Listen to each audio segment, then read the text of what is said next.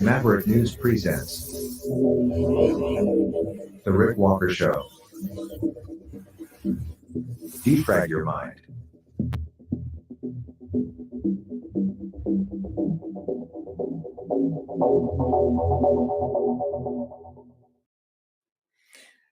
Good evening, everyone. Welcome back to the Maverick News Channel. I'm Rick Walker. Welcome to the Maverick family, and welcome to all new viewers, wherever you may be tuning in from around the world.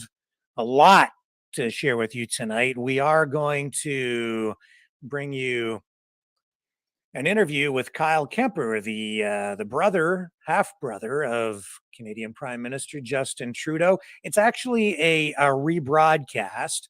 It's an interview we did with Mr. Kemper some months ago. I know a lot of people here within our community have not actually seen that interview. So we're going to rerun it because it is the end of the year.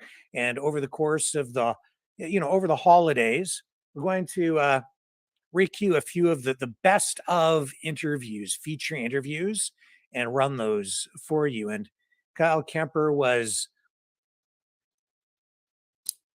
to say the least, an interesting interview. He provided insight into not just his relationship with his half brother and his family, but also commented on many of the issues that face us and have dominated the news cycles over the past year, and had interesting things to say even about the pandemic and the government response and the convoy and all of those things. So I think you'll find it very interesting to listen to what he had to say. And I'm also running it because Kyle Kemper has been making, he's been, how can I put this? He's been posting on Twitter, and some of those posts in recent days, especially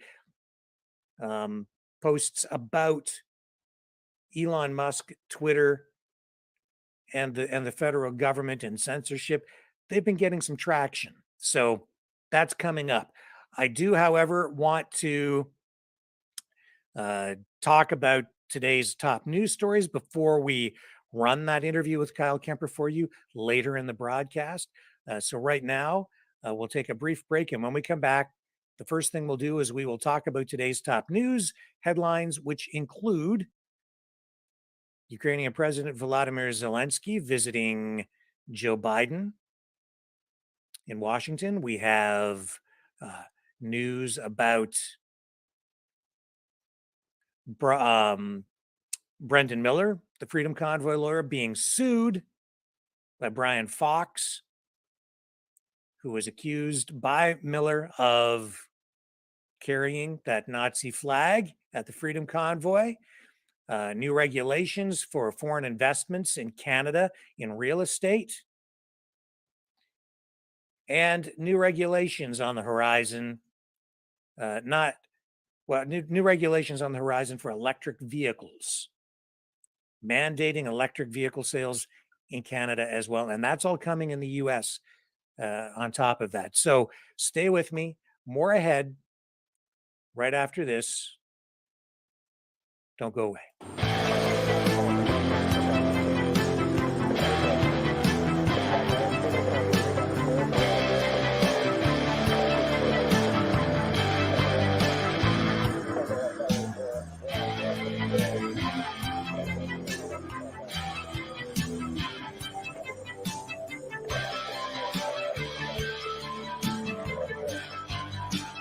Maverick News.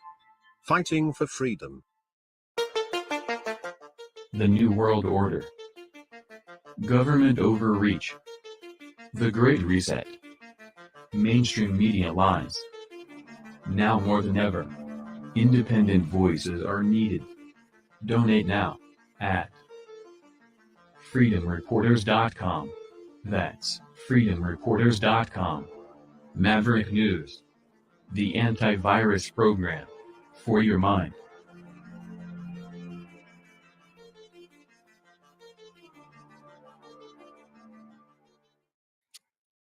Okay, first up tonight, Freedom Convoy lawyer Brendan Miller has now been sued for defamation.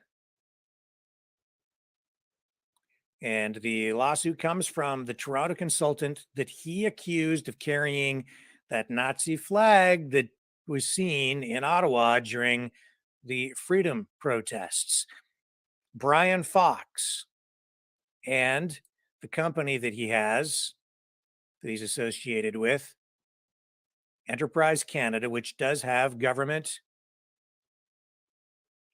contracts handling public relations, government relations, has filed a statement of claim calling the allegation that he was carrying that Nazi flag malicious, and they're accusing Brendan Miller of character assassination without foundation and without regard for the impact of his words. The lawsuit further alleges that Miller falsely suggested Fox condoned hate associated with the Nazi flag and engaged in what they're calling a conspiracy with the Liberal government to discredit the Freedom Convoy. So if you recall, Brendan Miller was ejected by Justice Rouleau during the inquiry into the use of the Emergencies Act when he called on the commissioner to subpoena Brian Fox and have him testify at the inquiry.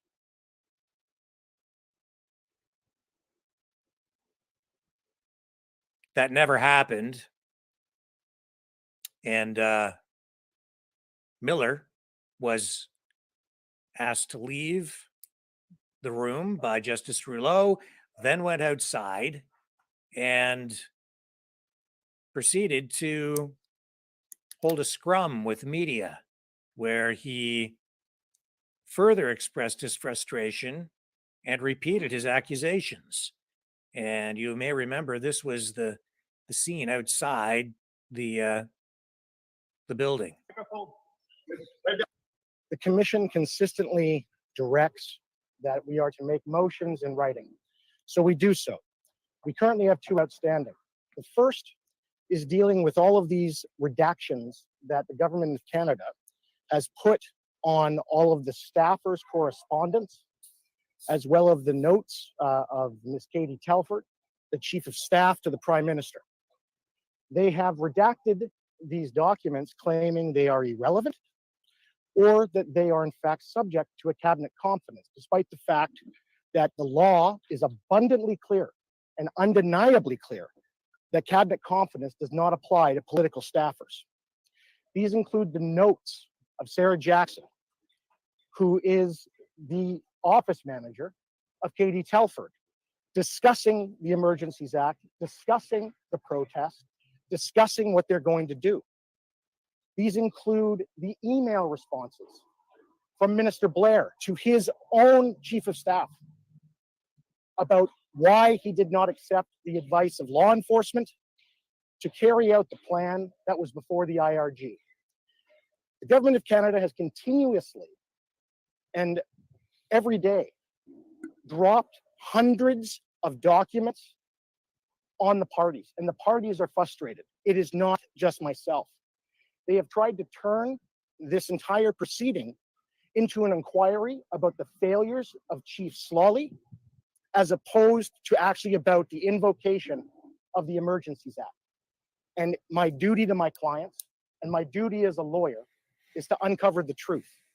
We have also applied, and we applied before I asked the questions with respect to Mr. Brian Fox, to have him compelled as a witness. And we did that in writing. We applied to also now have Mr., I believe it's David Chan, who we found out was the individual who actually took the photos of the gentleman carrying the Confederate flag, of which he is also the photographer for the Prime Minister. David Chan's not the Confederate. Well, I would disagree with you if you have I know you it's have an true. official you have an official photographer. Well, Well, I understand there's an official photographer. While you're on Brian Fox, that's not him. So explain to me Why you named Brian Fox? because we have a witness in our application who had met the person with the flag, all right, on the day he was running around with it, and can identify him as Mr. Fox. Who's that person?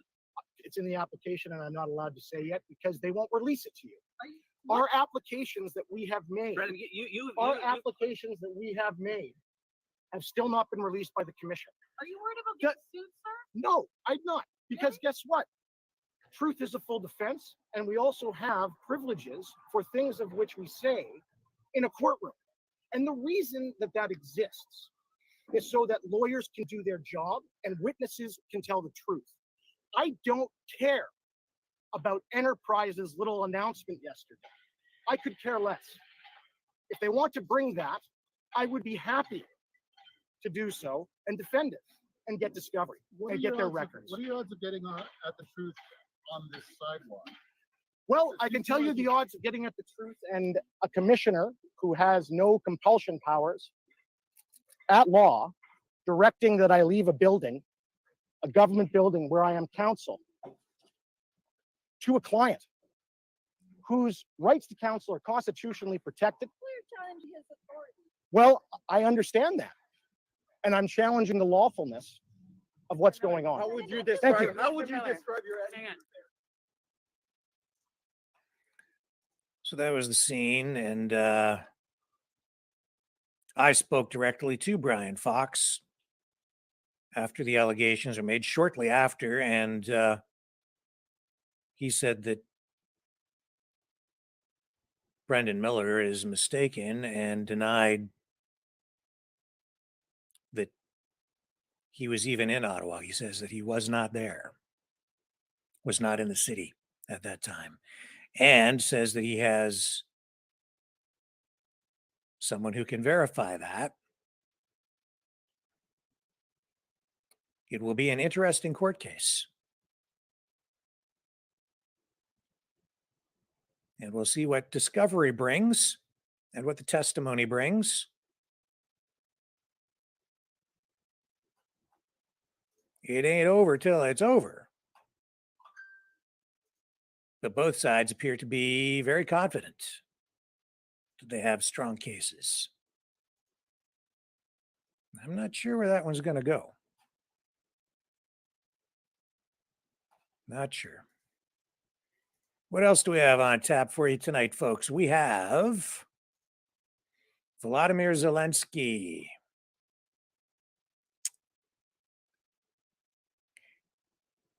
Went to visit Joe Biden. They had a joint news conference, answered quite a few questions. This news conference, this visit, was put together under tight security and secrecy. I learned that it was going to happen late last night. Well, yesterday, late in the day, I guess. And Zelensky left Ukraine, went to Poland, hopped on a military aircraft there, a U.S. military aircraft, made his way to the U.S. and met with President Joe Biden. What does all of this mean? What does it signal? Well, it's a public relations move, no question. They need to shore up public support. And they're trying to send a message, not so much to Vladimir Putin. I think this news conference today was more about sending a message to the public that they're as committed as ever to seeing this conflict through. Over the last couple of days, we've indicated that there seems to be declining support for Volodymyr Zelensky. But given the history behind all of this, you can read between the lines. Biden is heavily invested in Zelensky, and I would say there is evidence suggesting he is heavily invested in Zelensky personally.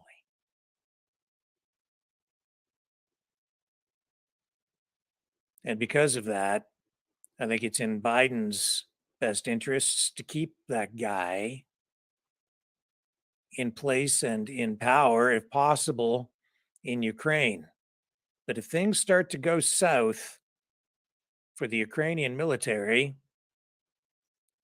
we know that there are military figures in Ukraine who are ready and waiting to assume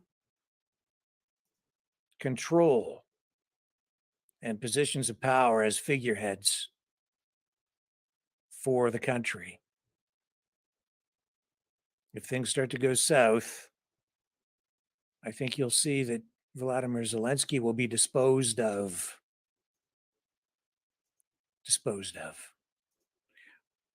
But rather than sit here and tell you what I think we'll just go straight to that news conference and let Zelensky and Biden speak for themselves for a few moments.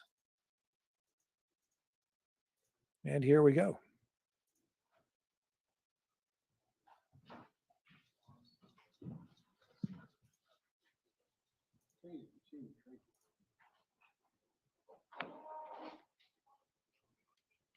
President Zelensky, I'm honored to welcome you back to the White House. We spent an awful lot of time on the telephone as well as on video, but it's good to see you in person again. And we've been in close and frequent communication throughout this conflict from the very beginning, but particularly, it's particularly meaningful to talk with one another in person, look each other in the eye, because leadership through this terrible crisis has inspired the Ukrainian people, as you have done, Mr. President, and the American people and the entire world.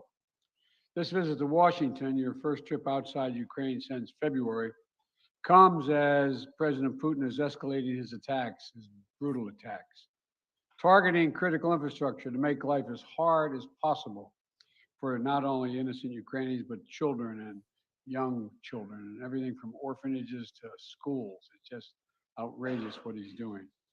And we've, as we've heard as we head into the new year, it's important for the American people and for the world to hear directly from you, Mr. President, about Ukraine's fight and the need to continue to stand together through 2023.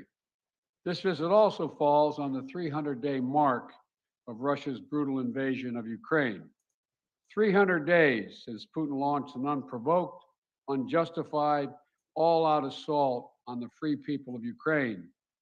300 days of Ukrainian people showing Russia and the world their steel backbone, their love of country, and their unbreakable determination, and I emphasize unbreakable determination to choose their own path.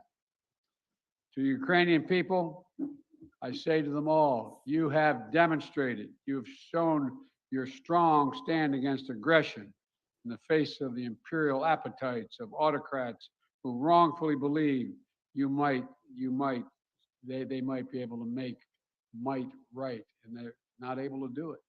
Thus far, they've stood alone, and you haven't stood alone. You have had significant help. We've never stand alone. You will never stand alone. When Ukraine's freedom was threatened, the American people, like generations of Americans before us, did not hesitate. The support from all across this country, Americans of every walk of life, Democrats and Republicans alike, had the resources and to rebound and resounding united way to provide unequivocal and unbending support for Ukraine. Because we understand in our bones that Ukraine's fight is part of something much bigger. The American people know that if we stand by in the face of such blatant attacks on liberty and democracy and the core principles of sovereignty and territorial integrity, the world would surely face worse consequences. As I said, when Putin rolled his tanks into Ukraine in February, American people are prepared to have us stand up to bullies, stand up for freedom. That's who we are as Americans. And that's exactly what we've done. Even before the invasion began and Putin threatened Ukraine by building up his forces, we helped make sure Ukraine would be prepared to defend itself, even before they crossed into Ukraine. We provided a steady stream of defensive weapons, including air defense systems and artillery, ammunition, and so much more. And we've not done it alone. From the very beginning, the United States rallied allies and partners from around the world to stand strong with Ukraine and impose unprecedented, and I emphasize unprecedented sanctions and export controls on Russia, making it harder for the Kremlin to wage this brutal war.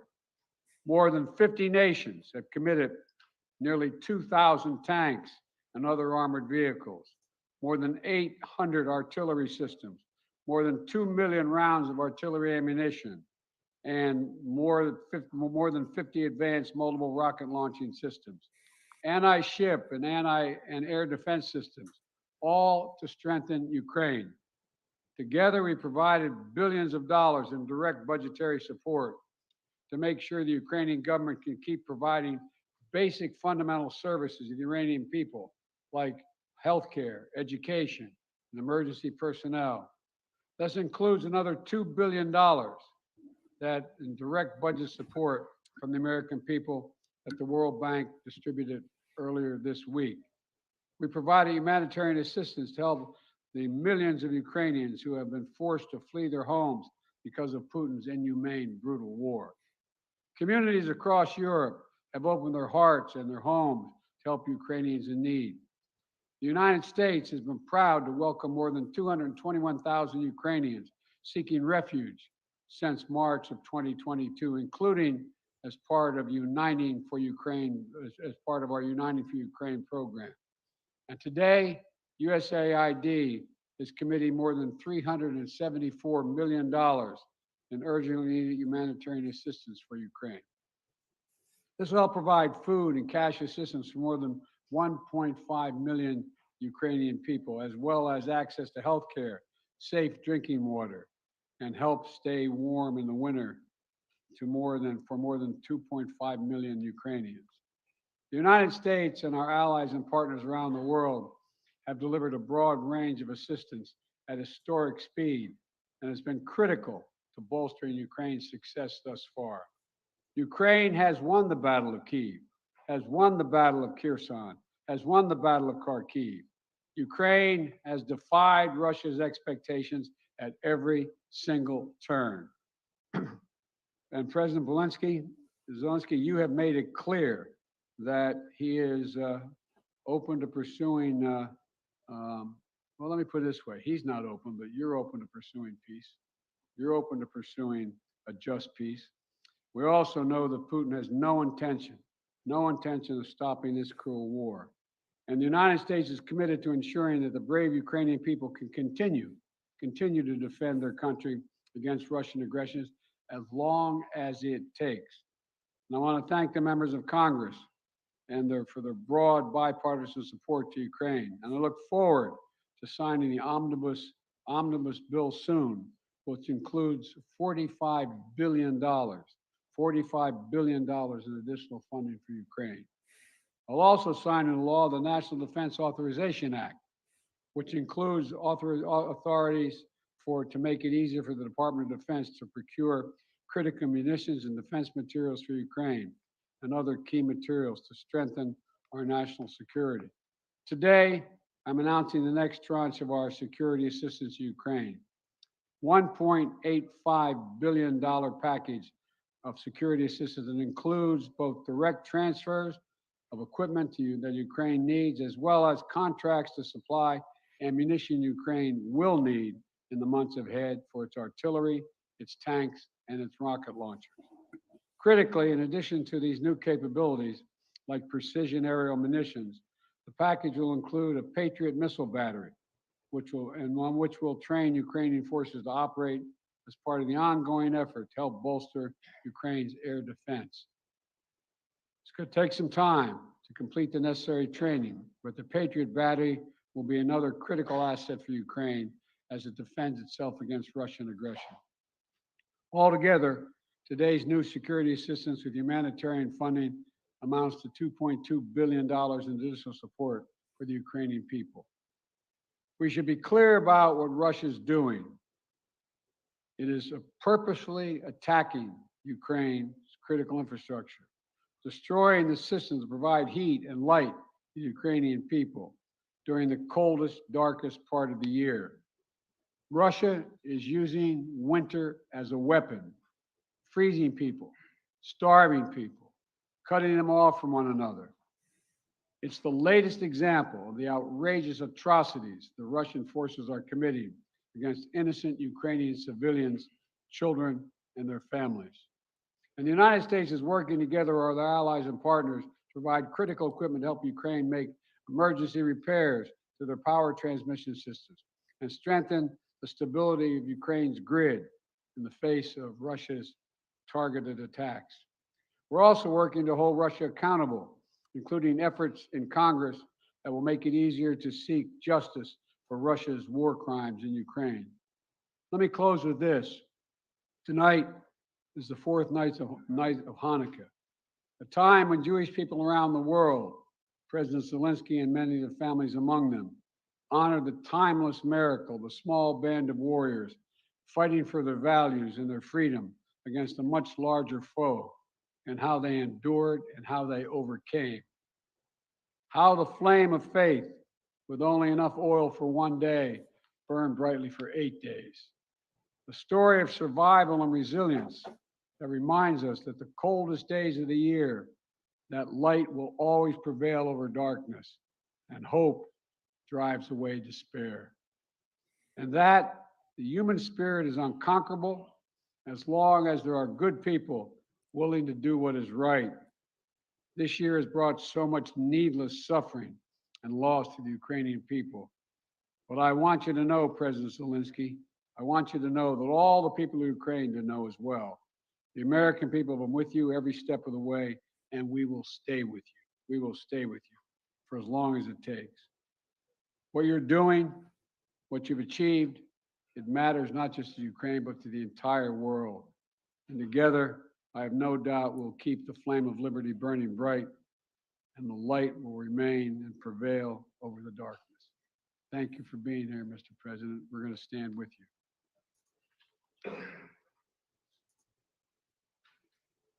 Thank you. Шановний пане президент. Dear Mr. President, please put on the equipment. Once again, Mr. President, President Biden, audience, journalists, ladies and gentlemen, I came here to the United States to forward the word of thanks to the people of America, people who do so much for Ukraine. I am thankful for all of this. This visit to the United States became really a historic one for our relations with the United States and the American leadership. In the last 30 days of this war, we have started a new phase of our interrelations with the United States. We became a real partners and allies with the content.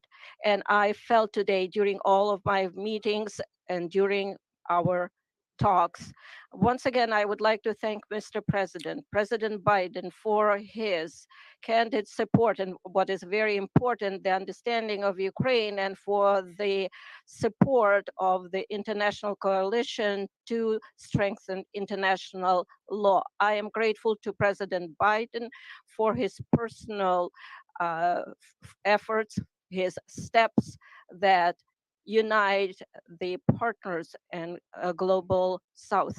When all countries of the world take some position and are focusing on cooperation and mutual understanding, this is very useful for all of the countries, for Ukraine, for the United States.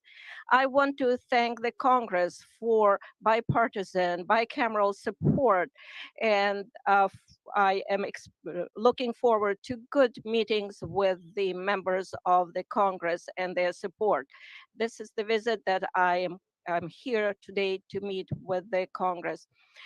The main issue during my today's talks is to strengthen Ukraine. Next year, our movement forward to fight for our freedom and independence. I have good news returning home. President Biden announced a new package of defense support, about $2 billion US, and the strongest element of this package is the Patriot's battery systems, something that will strengthen our air defense significantly. This is a very important step to create secure airspace for Ukraine, and that's the only way we would be able to deprive the terrorist country and their terror attack to strike our energy sector, our people, and our infrastructure. We had a very good negotiation and talks about our strategic steps, which we discussed with President Biden, and what we expect next year and for what we are preparing. This is very important for all Ukrainians, and I am hopeful. And once again, thank you, Mr. President, for 45 billion, because this is a big assistance, and I hope that the Congress will approve this financial assistance for our country. This is almost 45 billion. Thank you very much for the support. Every dollar of this investment for the United States is going to be strengthening of global security. I know that the American leadership will be strong and will play important role in global scope. And the United States will help us to defend our values and independence. And regardless of changes in the Congress, I believe that there will be bipartisan and bicameral support. And I know that everybody works for this. And of course, during all of my meetings today, we discussed issues of standoff against in a terror of Russia, their destruction of our energy infrastructure. We need to survive this winter. We need to protect our people, and we need to be very specific in this area. This is a key humanitarian issue for us right now. This is the survival issue. We are discussing sanctions and legal pressure on the terrorist country Russia. Russia needs to be held accountable for everything it does against us, against our people, against Europe and the whole free world. And it is very important that we have the peace formula. And for that, we offer very specific steps what America can do to help us to implement them. We propose global formula for peace summit. I'm thankful for our American counterparts that they feel us and understand how important it is to continue and stay on course and work on integrity of the country and international rule of law. We will also need, as soon as our defense capabilities will be strengthened in the next few months. I don't want to discuss it in details right now. I believe you understand why, but I am very grateful to President Biden. Thank you for your attention to all of these issues. Glory to Ukraine. Very much, Mr. President. We're going to take questions from 4 different reporters. I'm going to start with Alex of Yahoo News. Thank you, Mr. President. In 2022, you presided over a bipartisan international coalition to support Ukraine. How will you keep that coalition from fraying in 2023? And President Zelensky, welcome to Washington on this beautiful winter day. What is your message to the American people? Well, answering your question first, I'm not at all worried about holding the alliance. Наше союзницьке партнерство з країнами Європейського Союзу і іншими країнами. Assume this is simultaneous. All right. Okay. I've never seen NATO or the EU more united about anything at all. And I see no sign of there being any change. We all know what's at stake here.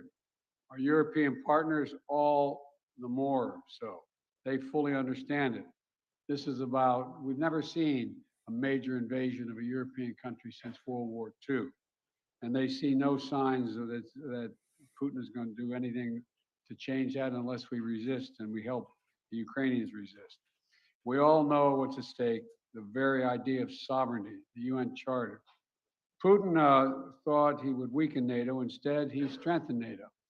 I once said to him that we talk about he wanted to see Europe end up being divided. And instead, what did he do? He produced a more united Europe with Sweden and Finland joining. So I don't see any reason to believe there'll be any lessening of support. And as we reach out to our NATO allies, our Secretary of Defense and our Secretary of State, we get continued support, not only there, but also from around the world, from Japan and many other countries as well. So I feel very good about the solidarity of support for Ukraine. Thank you for your question. Дякую за запитання. Tell you very simple things, which are very important for me. And I think so that we have the same values and the same understanding of the life, the sense of the life. My message, I wish you peace. I think that is the main thing, and you understand it only when the war in your country, when somebody like these terrorists from Russia come to your houses. And I wish you to see your children alive and adult.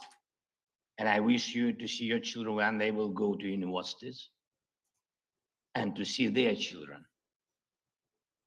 I think that is the main thing, what I can wish you. And of course, to be together with us, jointly, because we really fight for our common victory against this tyranny. That is real life. And we will win. And I really want win together. Thanks so much. Not want, sorry, I'm sure. You call on one of your people, press person? Yeah.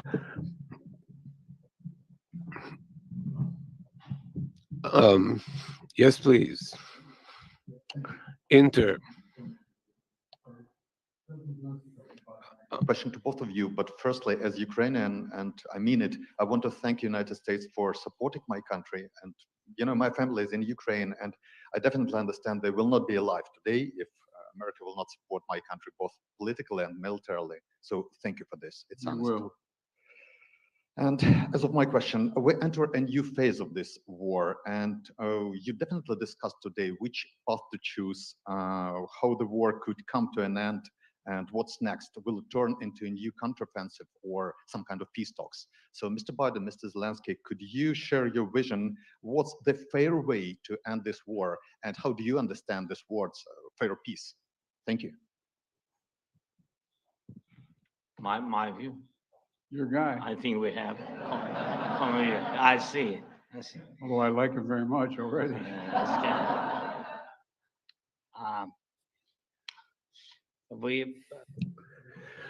You have started this question.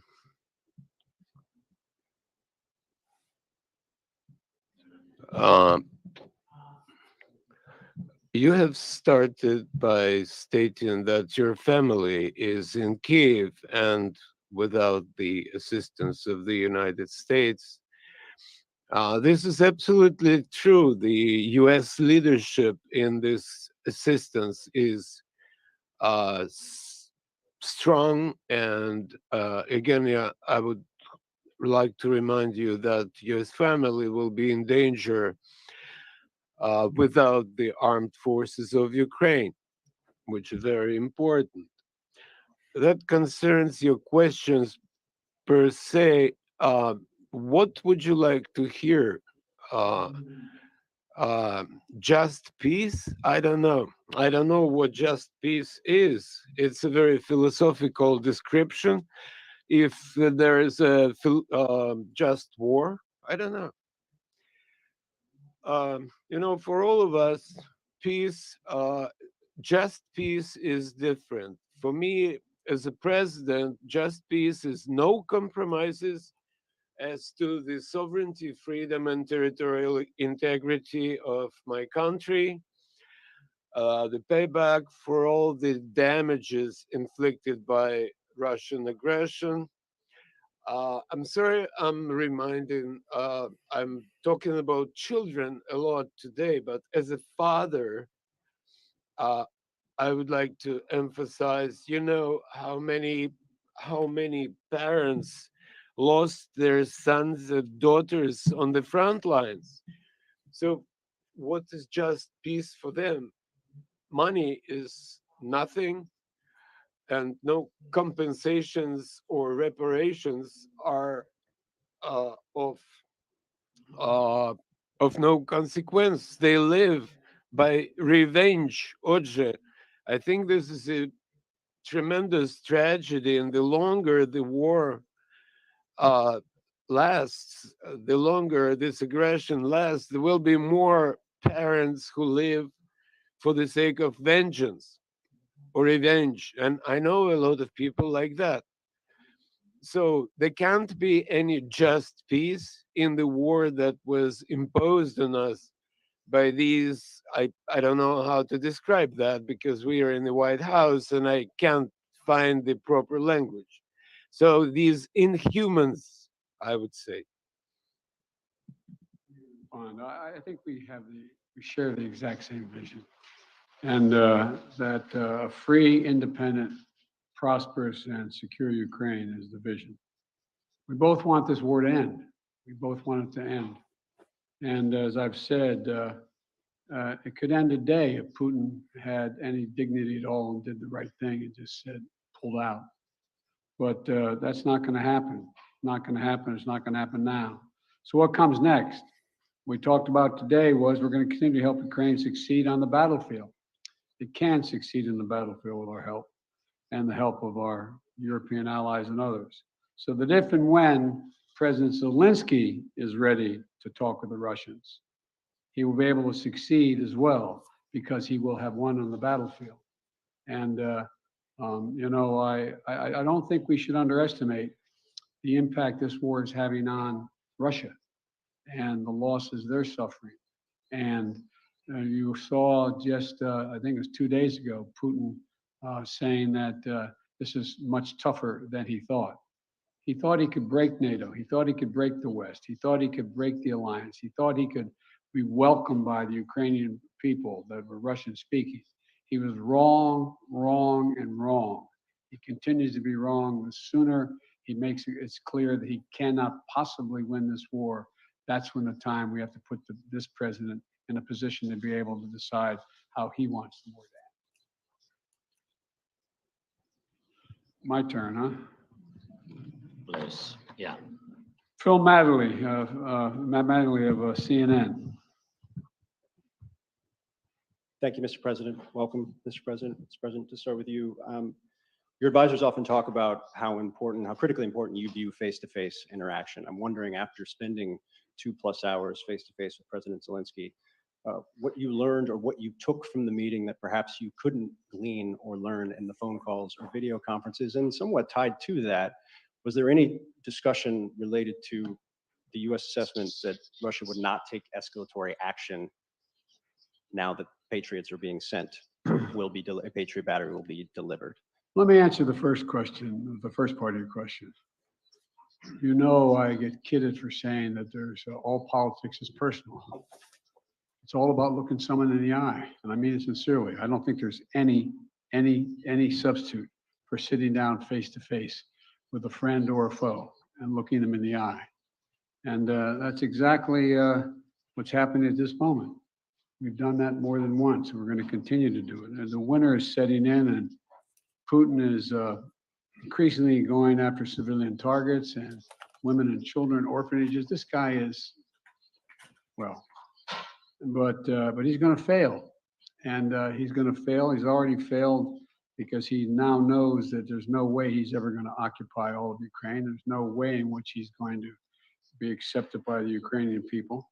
And so he's failed in the past, and it was very important for him and everyone else to see that President Zelensky and I are united, two countries together, to make sure he cannot succeed. And I think I may be mistaken, but I know I judge every leader by the way what they say to me, their consistency, and looking me in the eye. This guy has to his very soul is who he says he is. It's clear who he is. He's willing to give his life for his country, and all the folks that came with him today. And so I think it's important for him to know we are going to do everything in our power to see that he succeeds. Thanks. What was the second part of your question? I just asked if you had discussed how the U.S. calculated the escalatory effect of sending a Patriot missile battery to Ukraine. I did not discuss that at all with the president, but we do not. It's a defensive system. It's a defensive weapon system.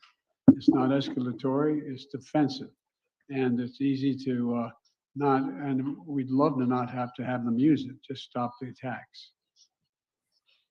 President Zelensky, again, welcome. You mentioned earlier that you wanted to make this trip for a while now. Why now? And also, can you tell me what you think the message you are sending to President Putin is, given the fact that 24 hours ago you were on the ground in the front lines with artillery echoing behind you, and now you find yourself in the White House standing next to the president?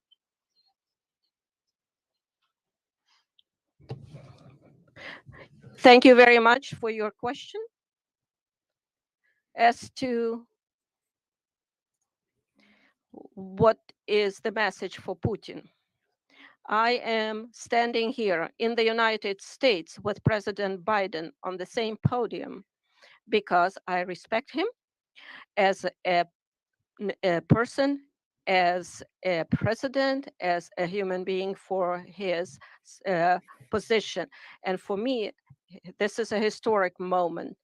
I can send messages to President Biden. For example, if it's not serious, you said, what's going to happen after Patriots are installed? After that, we will send another signal to President Biden that we would like to get more Patriots.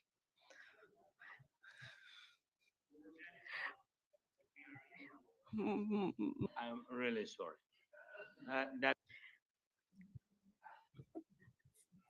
As to President Putin, in 2019, we had a Normandy meeting. In 2019, I became the president of Ukraine, and at that time, we were sending maximum messages to President Putin, telling him that there shouldn't be a full-scale invasion, to stop aggression, to renew our territorial integrity, to find diplomatic solution.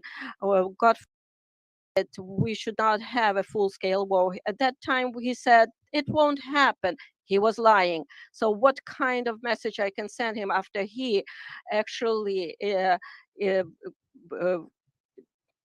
destroyed our life, is destroying our life? He can even go further, somewhere where the Soviet Union stayed before this. So he might want to invade those territories too. I believe that there is something mortal about his inadequate approach to the world. Why we need to send him a message? He needs to be interested in getting attention from the world, because he is not a subject of civilized people. He should be interested in trying to save something of his culture and history of his country. So that's his problem now. This will be the last question. Olga Koshelenko, 1+1 TV channel. When the full-scale invasion started, U.S. officials said that Ukraine cannot receive Patriots because, as you said, it might be unnecessary escalation. And now it is happening. Right now, today, it is happening. And now Ukraine desperately needs more capabilities, including long-range missiles, ATACMS. Maybe I sound naive, but can we make a long story short and give Ukraine all capabilities it needs and liberate all territories rather sooner than later? Thank you. Well, his answer is yes.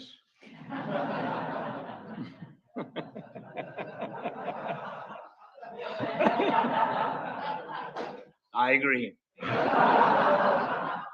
Let me be straightforward with you. Дозвольте мені бути відвертим з вами. Факт полягає в That before Russia invaded, we dedicated an enormous amount of security assistance to Ukraine. And we've given Ukraine what they needed when they needed to defend themselves. And since the invasion, that has resulted in more than $20 billion in terms of security assistance. Just today, I approved another $1.8 billion in additional assistance to Ukraine for it to succeed on the battlefield. And we're focused on working with allies and partners to generate capability in 4 key areas. Air defense, as we know today, the Patriot is the best of that.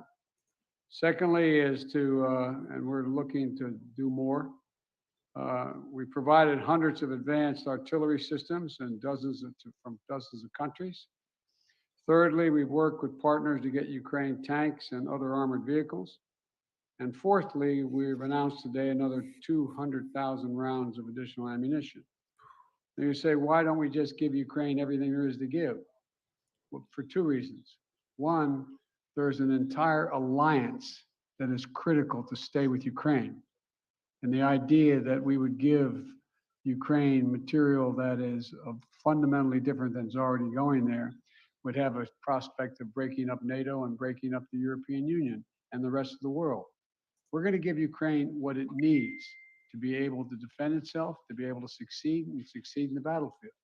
And the other piece of this is, you may recall, one of the reasons why I have spent, well, I won't tell you the calculation, but I've spent several hundred hours face to face with our European allies and the heads of state of those countries, and making the case as to why it was overwhelming in their interest that they continue to support Ukraine.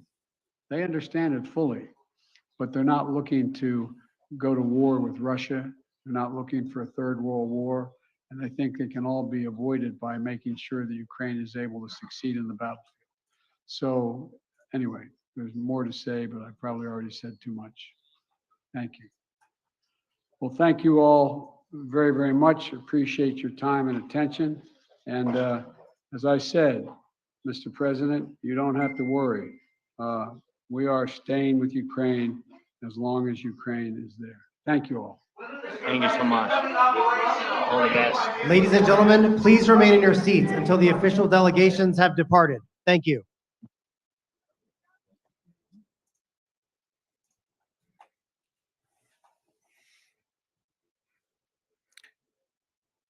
That signals more escalation.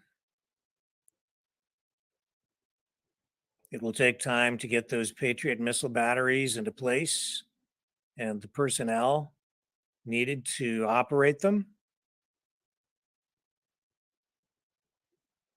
The war is far from over. And even though they say that they're open to peace, and Zelensky says he's open to peace, I think we're a long way away from negotiations.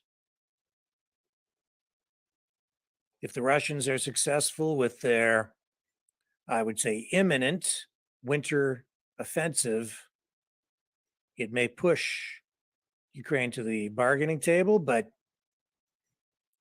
at this point, I don't think the Russians are interested in negotiating.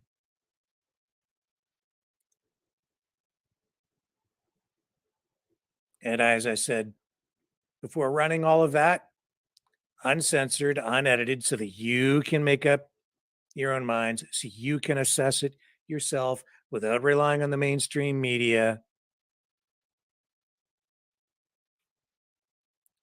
to provide their spin on it and provide their reports. So you're not just assessing the situation from that. Now you have that entire news conference that you can refer to in your mind to make your own assessment. But as I said, heading into it, I don't think they were really sending a message to Putin.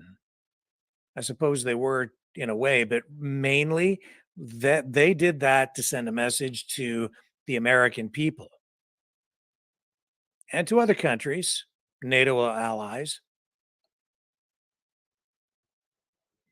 Biden is saying he is all in. And they were showing their solidarity to shore up support among the public to keep the money flowing. To keep the money flowing. I believe that's what this was about more than anything else. Because interest in the war has been waning. Public support for the war has been eroding. And if they want to keep the cash coming, if they want the public to support spending more and more tax dollars, they need to engage in public relations exercises just like that one. What else was in the news today before we get to the Kyle Kemper interview? In Canada, regulations to ban foreign home buyers have been announced.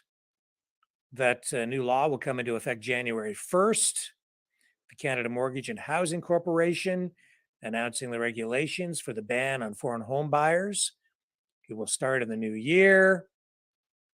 Foreign commercial enterprises and people will be prohibited from purchasing residential properties in Canada for 2 years.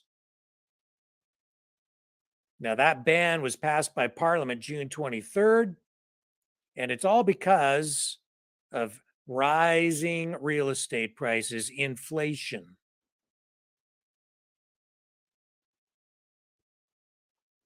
And so January 1st is the date. Non-Canadians found in contravention of the ban could be fined up to $10,000 and could be ordered to sell any property that they do purchase or own.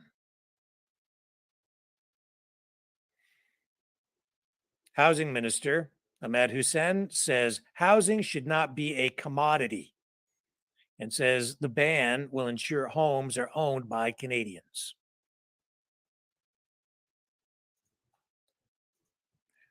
I think you'll see this will have unintended consequences as the government exerts more control over the real estate market and the housing industry. Speaking of government control over the economy, Canada is also moving swiftly, and we knew they were doing this, but now they are formalizing dates. They're moving to mandate electric vehicle sales starting in 2026. 1/5 of all passenger cars, SUVs, and trucks sold in the country will need to run on electricity under these new regulations, which have been announced by Environment Minister Stephen Guilbeault. By 2030, the mandate will rise to 60% of all new vehicle sales. And by 2035, every single passenger vehicle sold in Canada will need to be electric powered. Manufacturers or importers who don't meet those sales targets will face penalties under Canada's Environmental Protection Act. The government says it will be a phased-in approach, but the message is quite clear and the penalties will be severe. But there's a long way to go because in the first 6 months of this year, fully electric and plug-in hybrid vehicles accounted for only 7.2% of new car registrations. And for all of last year, that number was just 5.2%. A long way to go. But the government isn't going to give you a choice. They're taking your choice away. They're also taking away any choice for auto companies. They're being told, you will produce electric vehicles. If you do, we will reward you with government grants, subsidies, tax breaks, and support you with programs, taxpayer funded, and they are investing billions and billions of dollars into this, of your money, to make this happen, whether people want it or not. They will make it more and more expensive to drive your gasoline-powered vehicles.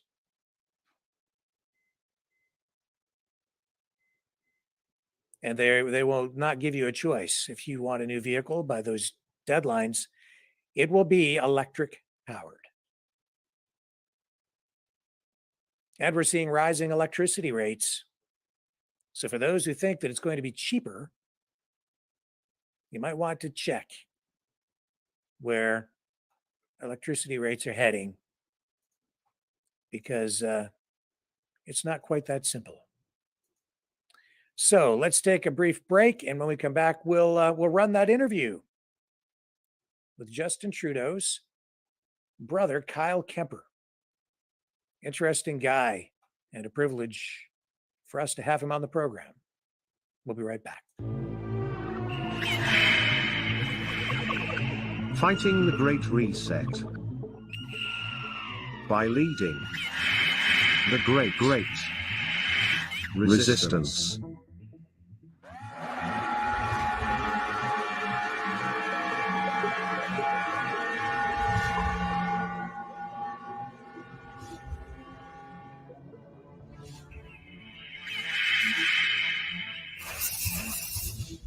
Maverick News.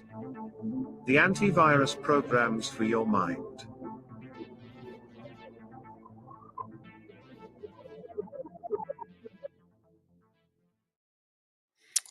Okay, I'm back. And I just wonder, how can Joe Biden get through a news conference, even with scripts in front of him and a teleprompter, without completely screwing up, without flubbing his lines? What is it with him? Well, we know what it is. It's age.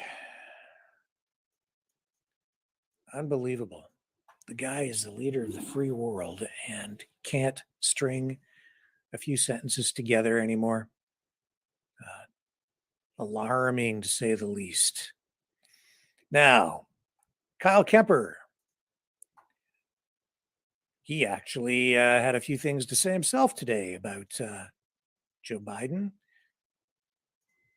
tweeting on his Twitter account, saying, "Little Z is uncomfortable in the presence of the big guy," which just gives you a sense of where he's at politically versus his brother, Justin Trudeau.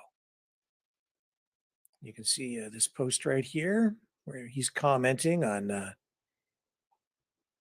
Vladimir Zelensky's visit to the White House. And, I find Kyle Kemper to be one of the most interesting public figures in Canada today. And, as you go through his social media, you'll see what I mean. He certainly has a completely different outlook on life, on politics, than Justin Trudeau does.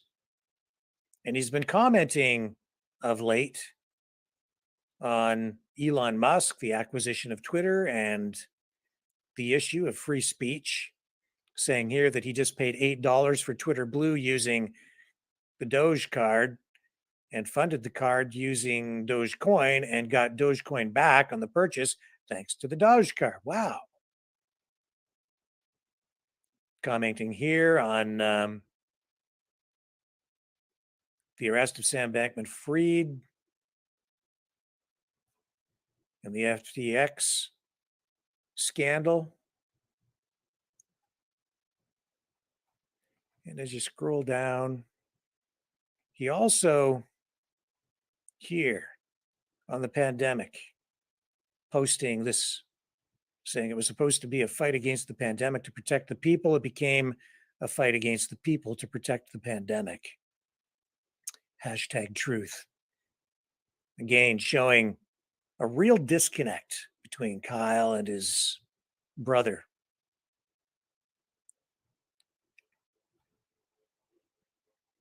And I love his t-shirt. CNN with the hammer and sickle making up the C. It's a great shirt.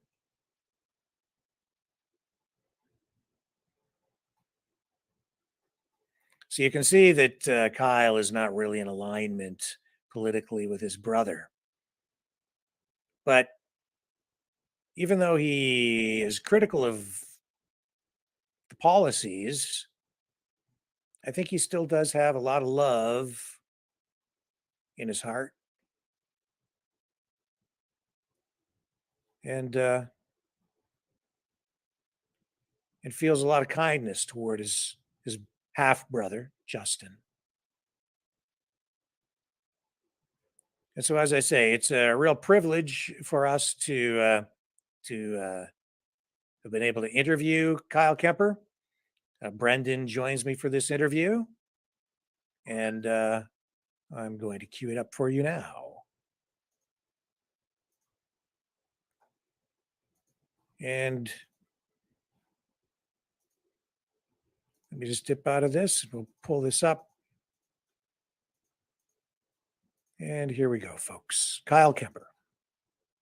I think we want to get right to Kyle and bring him in on the conversation, because that's what everybody is waiting for tonight. Are we ready? Are we ready, Brendan, to do that?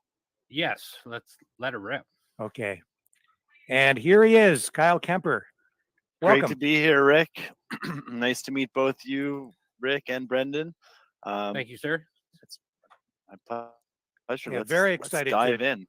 Thank you so much for joining us. It's a real privilege to have you on, and we appreciate you taking the time to talk to us tonight. Well, and first off, thank you guys for, what you're doing right now. I think the need for independent voices and independent media is more important than ever. And, all your viewers also probably recognize that. And, we can't really ever expect for the mainstream media, it's a lost cause from my point of view now. Yeah. So the less we tune in and give it any power, the more power we hold within ourselves, and collectively we can start working on solutions and not seeking mainstream media validation for what we're doing. I think during the trucker convoy, a lot of people looked to the mainstream media, even knowing what was going on, looked to the mainstream media to is this real? But of course, they just they didn't tell the story. The story came from the people. Yeah, it's interesting to hear your perspective on that, because it seems to me that the mainstream media, and I used to work for CTV for a long time, but that was a number of years ago. I left there probably 9 or 10 years ago. But it seems to me they're abusing the public's trust that was built up over generations, where people came to trust the Canadian mainstream media. And I think many people still do, but it's not the same anymore. Or maybe they never deserved to have the trust. Maybe that trust was misplaced. What are your thoughts on that? Well, I feel that the Canadian media has done a really incredible job of building its trust over a long time, and it's very kind of insidious the way they slip their subjective narrative in a gentle kind of loving way.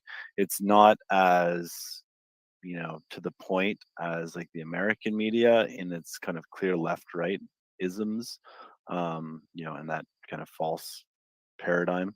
But within Canada, I'd say they're they've been there just haven't been that many options, and it's very kind of small and controlled. And if we think about I bet there's less than 100 kind of vocal actors within the mainstream media who represent 90% of the hits that they're getting. So when we think about the actual number, yeah, I mean, it's you could fill the number of these mainstream media reporters in a bar.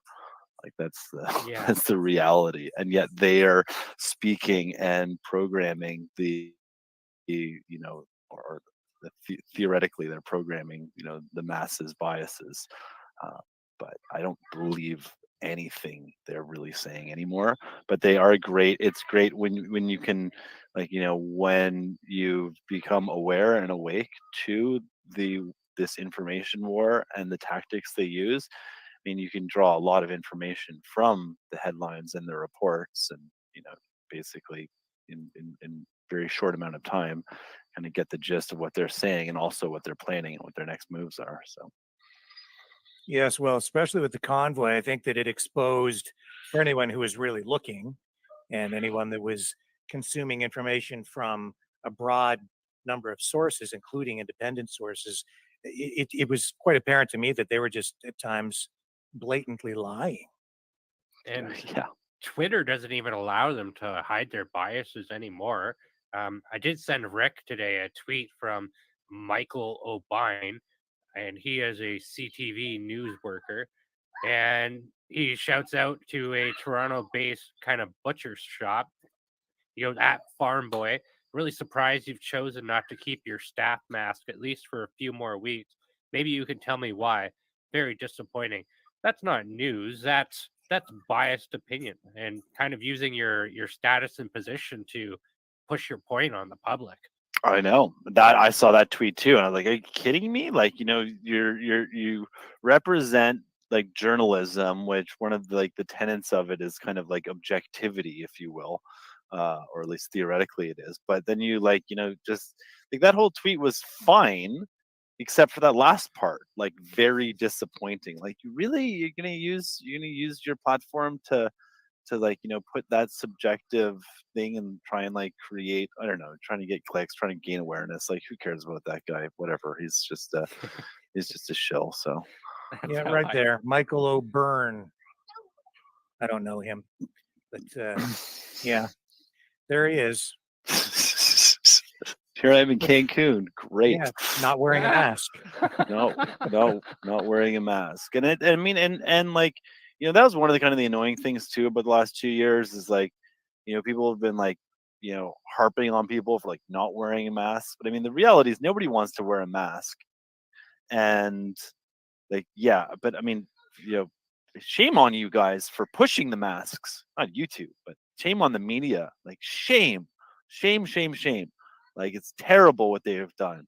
The abuse to all the children, the psychological damage to the children, to the point now I was down in Legoland here in California yesterday, and like, you're looking at 2 and 3-year-olds, like, wearing masks. And like, that means they've been like, probably like this is their very formative years. And like, to the parents, like, shame on you parents for doing that to your children. But I recognize, like, you're likely in a state of fear and making those decisions from a place of fear and hypnosis.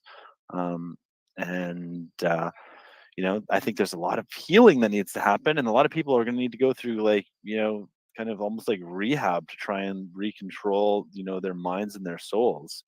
And yeah, but I mean, we're going to see it all over the place. And also, like, people are all like, really flustered right now, and they're angry about, the mask mandates coming off. And we're seeing the teachers unions and, like, some of these fearful, authoritative teachers, like, who just, I don't know, feed off power, wanting to be able to do that. I mean, I remember being in school, it was like, there are already so many rules, and now you want to put like a face covering over me, you want to restrict my breathing, like, give me a break. So, I think a lot of conscious parents though are looking at, repealing or removing from their children from the system. I know I've made that decision, and and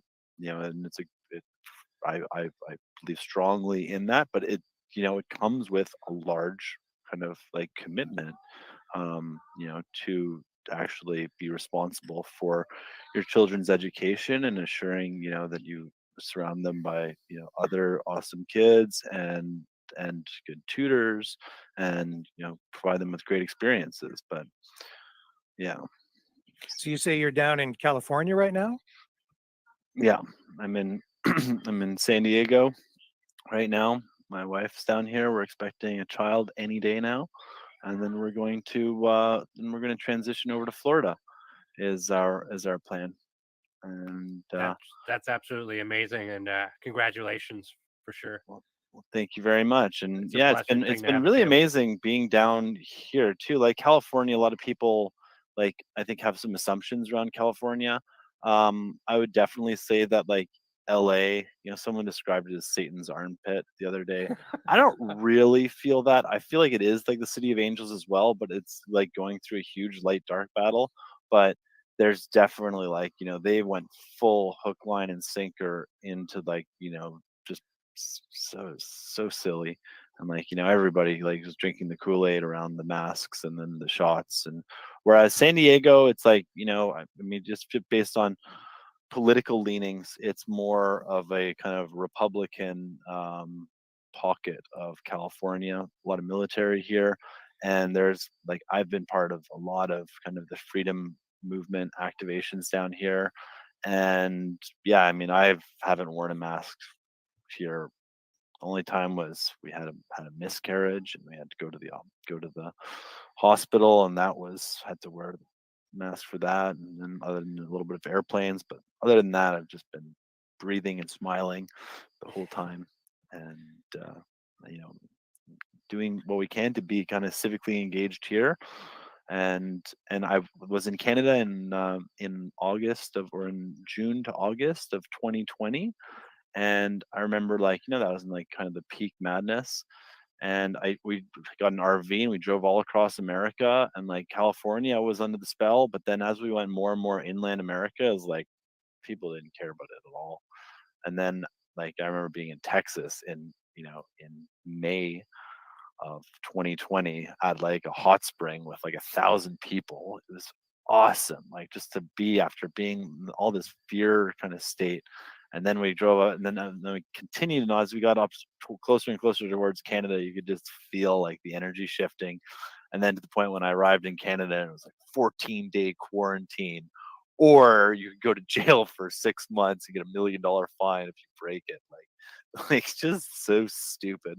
That And I is. when I got there, my family were like terrified of us. Like even my dad, who's like, he's pretty awake. He was like, just gonna like stay awake. And I'm like, Dad, come here, come here. Bear hug. Like, no, no, no. Like, no, we're like enough of this.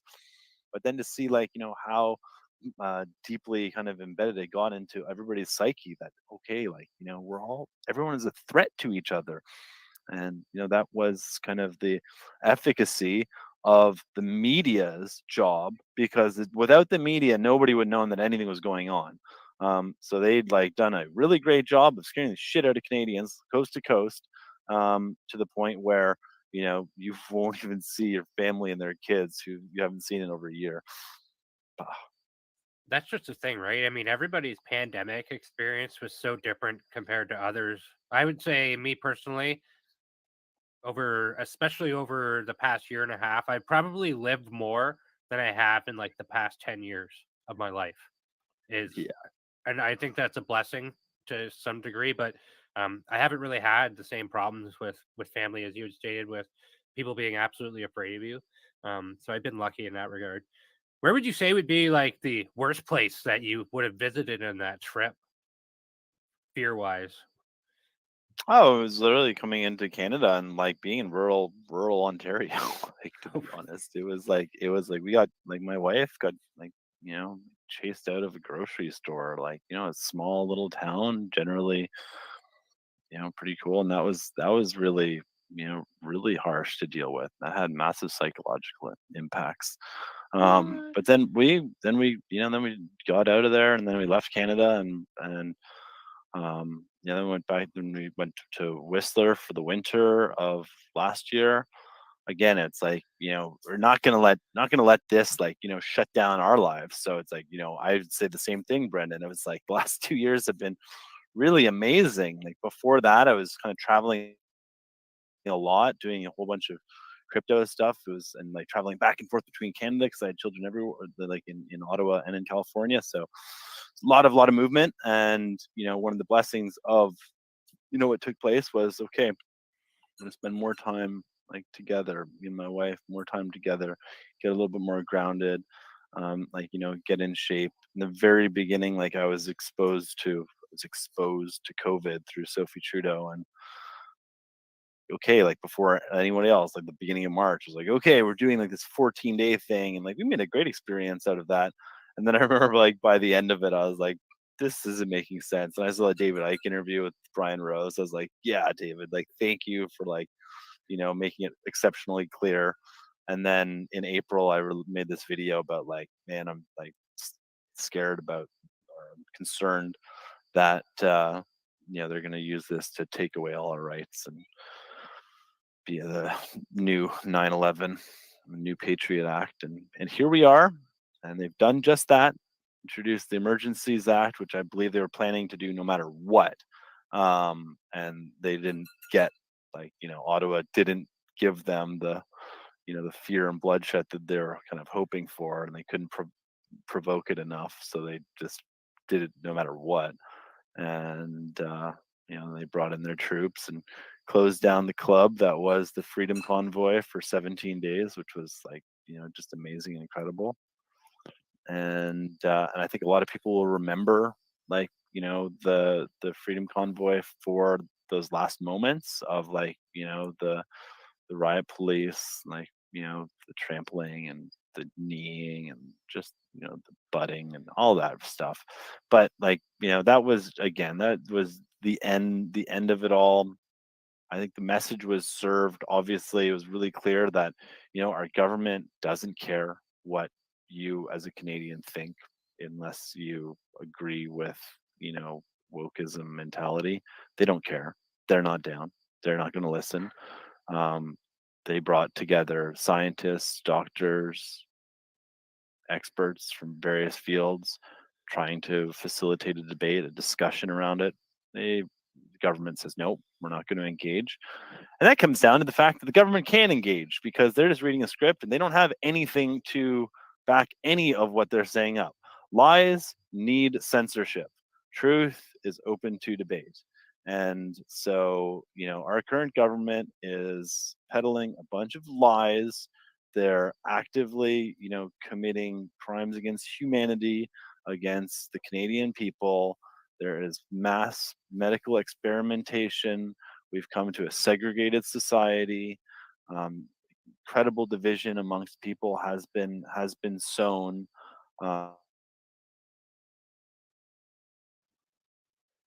Fascism, I think, is the best way when the government and the corporate kind of the government, corporations, and the state merge together. This is tantamount to fascism, and the people are at the bottom of this pyramid, this hierarchical pyramid, and have no say. And yet, Justin would say that, well, I was voted democratically to be in this position. And well, people didn't vote for anything that you're doing.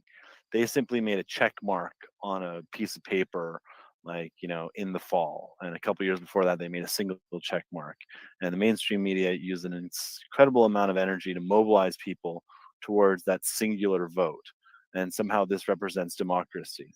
There aren't referendums. I mean, they did like a cannabis thing on the bill, but whatever, that was kind of, who cares about that. But we need more of those type of things. How about you ask, should we do mandates? Should we do these different, should we implement vaccine passports? Should we close our border to, people that are conscious about the dangers that this gene therapy injection presents? And being coerced into taking that, the risks are just way too high. And I am generally frustrated and to watch my family relation has he's 17 or 18 years old, he's a superstar athlete, and he was in the hospital the other day with heart problems. And it's how dare you? That's just and asked his mother, did that happen? Did you give him the shot? He's like, yeah, but let's not talk about that.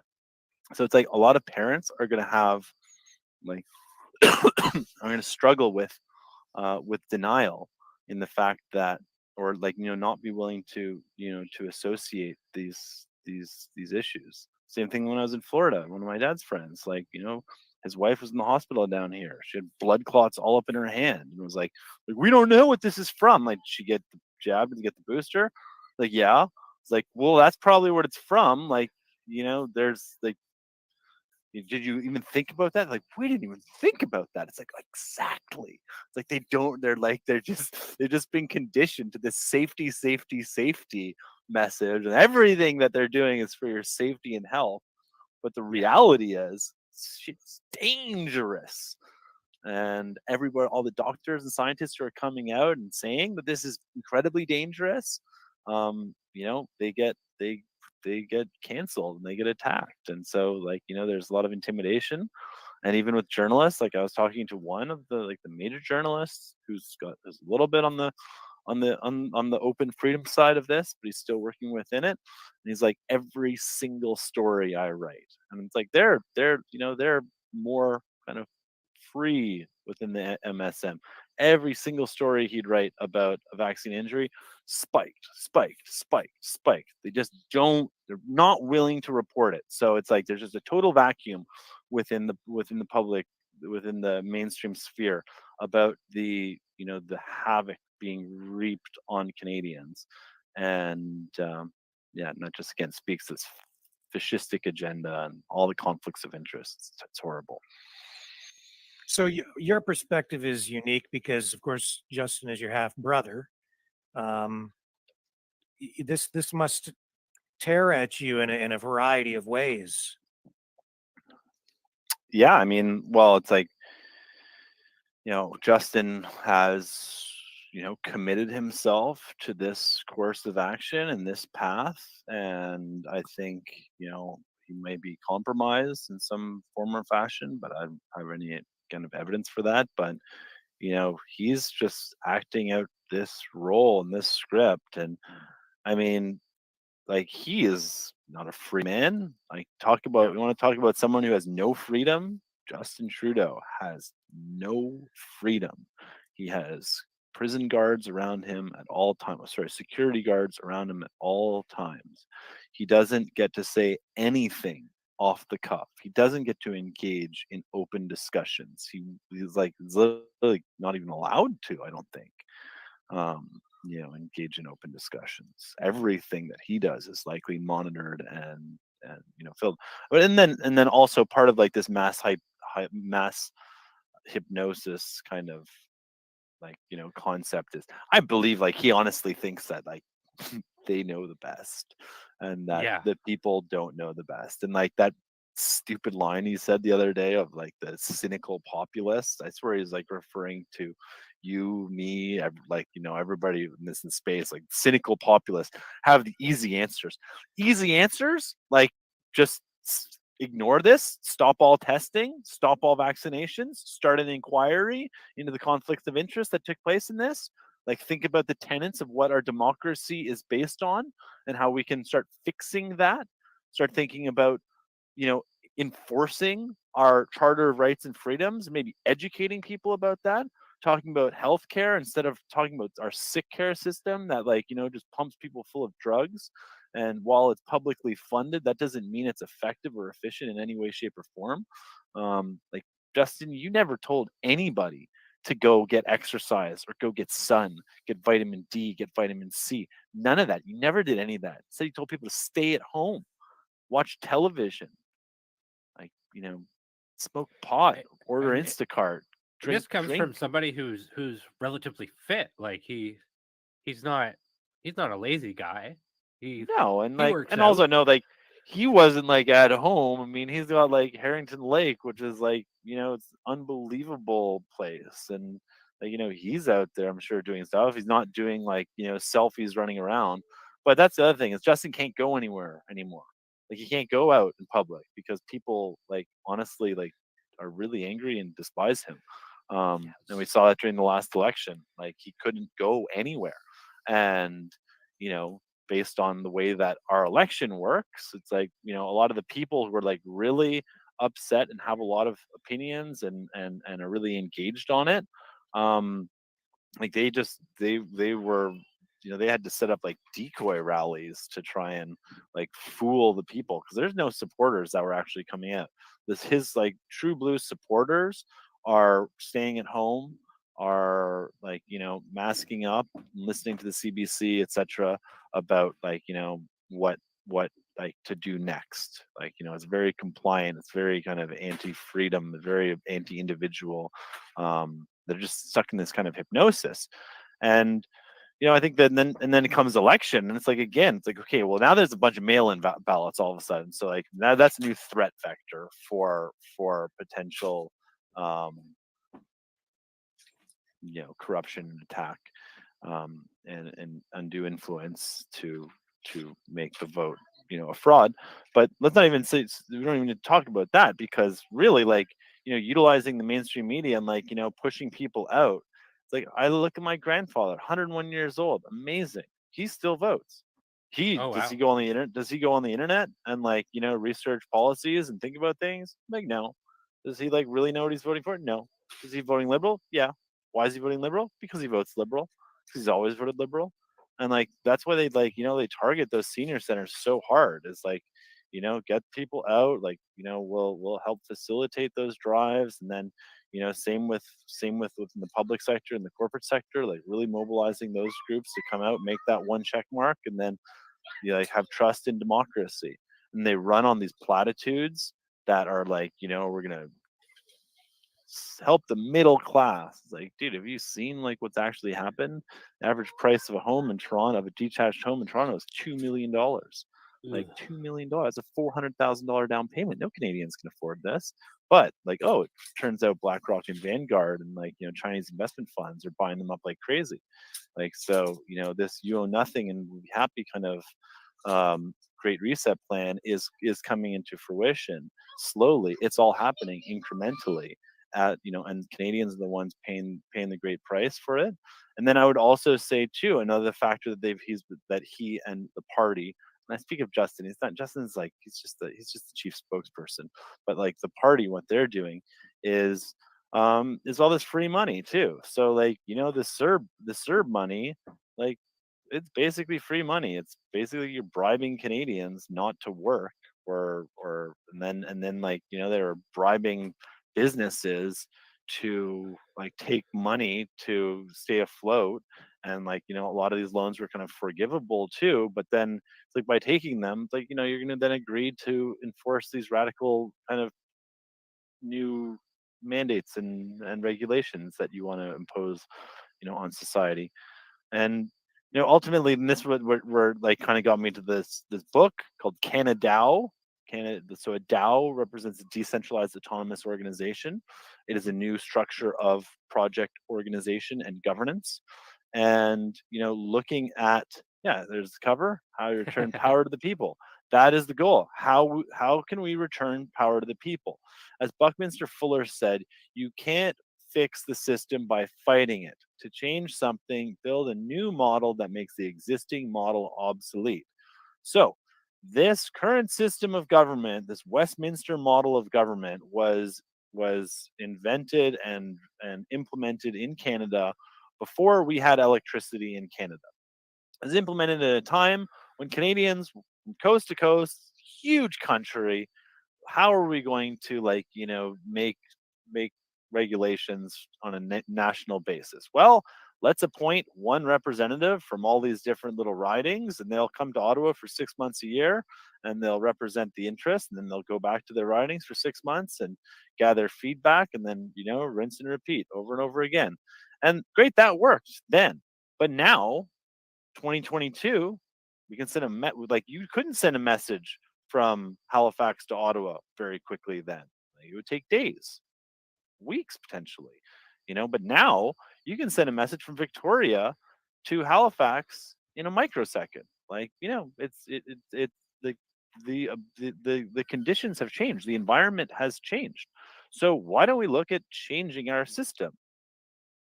And with what happened in Ottawa of hundreds of thousands to potentially millions of people coming and participating over the course of 17 days, over 3 weekends in Ottawa, incredibly peacefully, high vibration, sharing, dancing, becoming civically engaged, sending a message, sharing, gifting amongst each other, being very expressive, having like a lot of fun doing it all too, like coming together, like reuniting as Canadians and saying, look, we're not afraid, we're done with the lies and the BS. And then what is the government's reaction to it? Okay, let's stage a photo, let's smear this whole thing, let's use shitty words, and like let's try and just do what we do and brand like anything that we don't like as white or or right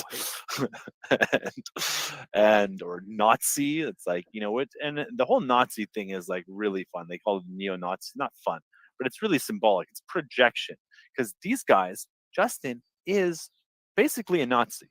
Like he like the part, and this isn't like the 1930s kind of, you know, Hitler Nazi, but this is fascism. He is like everything he's saying is just pure projections.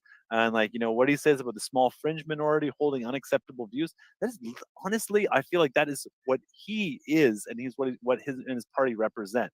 A very small fringe minority that believe the few should rule the many, and that somehow like that is the best case scenario for it. It's And interesting to hear you use that word, because I've been using it on here repeatedly.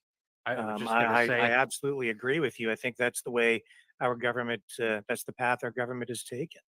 It seems to sort of like a hybrid communistic, fascistic, but it's more fascism in my view than anything. yeah, and I think in like, you know, if you think about like instead of like a left right paradigm, it's like more of like a circle. It's like communism, fascism, we're kind of right at the top, and it's like, you know, and it's not about left right, it's about tyranny versus kind of freedom. And so I think, you know, freedom is something that the people of Canada can unite around, except for those who are under, well, except and those who are under deep hypnosis need to rehab and go through their own journeys and revelations, and you know, and to kind of deprogram and, you know, and step back, or not step back, but you know, cleanse themselves a little bit, like, you know, get back into touch with, you know, what it is to be a human being. well, You can know, I and ask you something about that? Because I've been saying on this program here that mass formation psychosis doesn't just stop with the C-19. It carries over, and it carries over to Ukraine, and it carries over to whatever the next narrative is going to be, whatever the narrative sets its sights on next. That kind of doesn't help these people, because a lot of these people have already forgot C-19. They're all now looking for basically anybody who may be a Russian spy or espousing off Russian points at the now. So it seems like a lot of that's being forgotten in replacement of the new thing. oh yeah, and it's like, you know, it's now it's like, oh, the Freedom Convoy people are all a bunch of Russian collaborators and Russian supporters, and I feel like, you know, CBC even tried to like set that up with that ridiculous, the, you know, segment that they did, or that line that fool said, but yeah, no, I mean, it definitely, like, you know, that was really telling, like, you know, in the final stages of the convoy, that it was like, okay, we're going to enact the emergency measure. We're going to do a two-part conference now. The first part is going to be the Emergency Measures Act, and the second part is going to be about Ukraine. And so they really did shift everybody over onto this, you know, this new fear campaign, that instead of it being like, you know, a pharma industrial complex, it became like, you know, this is this new neocon kind of military industrial complex. And it's, again, it's a very, like, you know, polarizing situation. It's come to the point where now, like, you know, Russians, like people of Russian descent all around the world are, you know, part of the, you know, the unsavory, like fringe minority, unacceptable kind of class, and, you know, waiting, like being primed for cleansing and primed for purging. And it seemed like they were going to try and do this with, like, you know, the unvaccinated as well, but doesn't seem like, but you know, it just seemed like that this, they're always trying to look for some little group. And like, you know, what you were mentioning earlier, Rick, that Biden suggests that Putin has to go. Like, oh my gosh, like it's so ridiculous. What if Putin suggests that Biden has to go? It's like, This is so ridiculous. Like, I mean, he doesn't have support of anybody. Like, he's a video of him eating pizza with the soldiers. Like, this is terrible. It's like literally looks like he just belongs in a senior center, and it's really a shame. And I think it's a real slap in the face to all kind of like freedom loving, conscious people of the world that the the commander in chief is like a dementia riddled old man who is not really capable, but it's like that's kind of perfect for like as a Manchurian candidate. And the office is powerful, the man isn't powerful, but the office is powerful, and there's people that are behind the office supporting the office. It's just like right plain in your face, like look at how ridiculous this has become. We're not even going to try anymore. No, they're not. They're not even trying to hide it anymore. I think you're actually touching on something extremely important there, and I think that and maybe you can elaborate a bit on that. And also, because you mentioned before that Justin is not free, it seems like he's being controlled by the party, by other forces around him. We see the same thing with Joe Biden. Can I just get you to comment on that and explain so that people can have a better understanding of what you mean by all of that? Well, again, like so I think it's happened all around the world in the last couple of years. Is the the leaders are all kind of like middle level managers who've been put into positions of power, and they're not like the brightest, most enigmatic, intelligent, like Renaissance folk. Instead, they're like I would say short of Putin, and I don't want to be like a Putin sympathizer, but like I mean, you listen to him speak, and you actually listen to his transcriptions or his recordings, and like he's got a pretty good handle of reality, and he doesn't and like he's more kind of like Trump in that it's not all scripted. Like Trump was kind of that was kind of refreshing for a lot of people about Trump was like he would just speak from his kind of heart or gut or instincts, whereas like a lot of these politicians, like it's just so scripted and it's just so narrative driven, and like while it might appear like they're speaking off the cuff, that's like they have a big book of policies of talking points for every single line.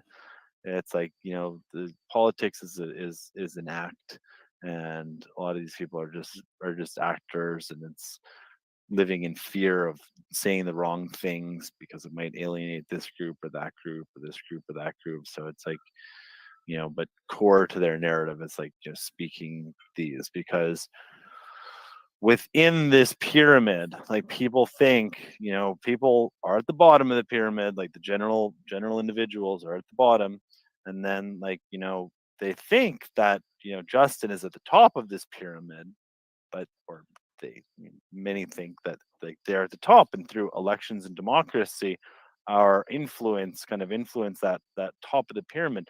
But the reality is we're in a global pyramid, and like maybe halfway up is where you get to like the likes of Justin and Joe and like Boris and Angela and Macron and Jacinda and Scotty down in Australia, like all these people, like, but they are being fed. The thing is, they're reporting to higher forces. There are groups above them, their own teams, their investors, like their patrons, the people who fund the campaigns that get them into the power, the lobbyists and the corporations that get them in power and support them in power. And then they have conflicts, and there's like there are real transparency issues and accountability issues within our governments around conflicts of interest.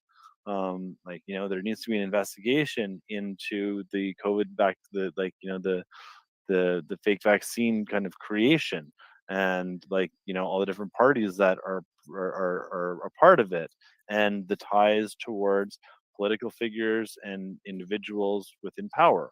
The same thing is right now. Who's it? Russell Brand was saying, like, don't you think it's a little bit messed up that, like, a bunch of the U.S. House Congress members, like, they're all buying Raytheon and Boeing stocks, like, right before they are them going to fund massive spending to those companies? Like, is that not inherent? Like, there's an inherent conflict, a profit conflict, and like a money conflict of interest here that, like, is just wrong. and it's like, it's illegal and it's fraudulent, and like, we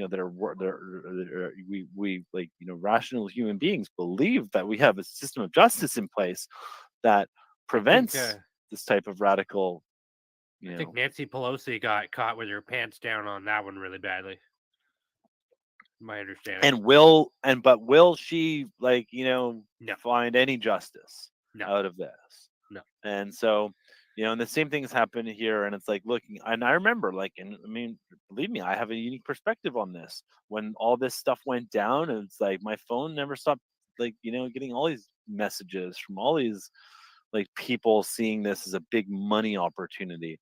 Oh, tests, masks, PPE, masks, PPE, tests. It's like, ugh, gross. And like in the very beginning, I was like, okay. And also part of it was all, and you'll make this many points on all these deals, and you'll make this much money on all these deals. You'll make 10 cents, 25 cents per test. It's like, what? For just connecting you to him, you're going to give me 25 cents for all these tests? Not interested. Like, no, I'm not going to do that. And plus, like, So, in the hold beginning, the phone. Make sure I understand that correctly. People were asking you to connect them to Justin Trudeau, and we're offering you a slice of the business dealing. Yeah, I mean, this is how it works in like in sales and referrals in business, and larger kind of campaigns. And again, I'm just was in the beginning of seeking to like save people and help people. I was like, okay, this is interesting. But then I remember someone reached out with like, okay, we have a natural compounding solution that stops the cytokine storm, will stop anybody from needing to be ventilated. I was like, well, this is really interesting. Like, here's what you should do: send it to this person, this person, this person. I'm like, crickets, really crickets. Like, and that was really clear. Like the next day, he announced like $200 million for funding of vaccines. So, like when the real, let's call these therapeutics, were kind of available, then it's not, no interest. The vaccine was the whole point of this whole thing. I think we know that really clearly. The health and wellness of Canadians was never a priority. Otherwise, they would have told people. If this was an actual pandemic, they wouldn't have had to use so much propagandistic messaging to convince people that it was a pandemic. Yeah, and I know we probably want to touch a little bit more about that, that testing stuff, but dude, that shit was going on everywhere, like everywhere. And as the people are saying, we've got this, and like so many people like got distracted off of their good projects that they were working on, and all of a sudden became mask experts, PPE experts, testing experts, and all that shit was all coming from one region too. All is coming from Asia. Everything was just coming in. It's like all you needed to have was an Alibaba account and a couple connections and some float, and you could bring them in for $1 and sell them for $5. Like, well, I know people who did that. Yeah. Exactly. And it's like, and again, but then when you're doing that, then it's like, then you're invested in it now. So you're gonna support, even if it becomes clear that, there's something really wrong happening here, you're making money on it. So, that will do. And then I'd say also they got a lot of people looking at this and spending their time and energy, and the deals would never go through. It's like, you really think that they don't, do you really think you got to come through me to get to him? Like, you blind? Like, that's not how way things work, to be honest, because you go through the lobbying companies, you go through the Health Canada, you think 3M isn't set up for this? You think Johnson and Johnson, you think Pfizer, you think their networks of underneath, you think BlackRock and Vanguard were prepared for the massive PPE run that they themselves, using their media connections, instigated and perpetrated, and pushed that whole narrative? No, it's just they just took a bunch of people and they threw dollar signs up there and and gave them this illusion that they might be able to get rich off of participating in in the beginning in helping keep people safe, but over time, I think it's really clear that it's all just a big scam. We all know that now. I personally am day 6 COVID. Don't have still my alive. Don't have. And like, what's the difference between so Brennan? What's the difference between day 6 of COVID in 2022 and day 6 of a flu in 2017? This is more of a cold. It started off more like a flu, but now it just feels like a cold. Okay. Yeah. And it's like, and it's Day of the also like first seasons are day- changing. First day was bad. First day was bad. I mean, Yeah. I had like, I had on New Year's Eve, I had a fever that was like super, super, super intense. Like it was crazy. The most like psychedelic dreams. Woke up the next day, and then I was like, felt better, went skiing. And then like 3 days later, I just lost my sense of taste and smell, just gone, which was really bizarre. It just I haven't gone. lost that yet, so I'm still. I good. lost that, and then and I'd say it's only probably 75%. Can't really smell all that great anymore, or taste, which is weird, and that's never happened to me before. But again, everybody has different experience with this, and it's like, how do you know you had COVID? Somebody provided me with one of those. Yeah. Test And so kits that that they give to like their kids before they go to school or whatever. right. And so how does that know that you have COVID? I don't honestly know. But my brother Well, had exactly, it. and that's the my thing. brother had it, and both two different. His tested positive. Mine tested positive. I mean, I'm not going to go get a PCR at this point because then that's just inviting Health Canada into your life, and I really can't be bothered with that. Well, indeed, and it's also inviting some polyethylene glycate medical instrument to rub up against your brain nose barrier, and that can have impacts as well, and who knows what's on those.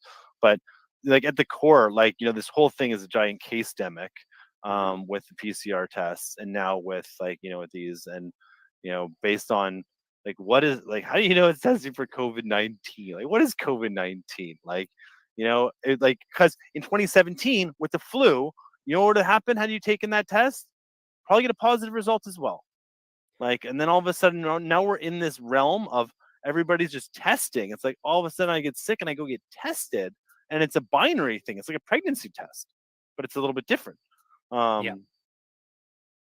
So yeah, it's like my kids are flying back to Canada. They got to go, or then their mother has to go get a test.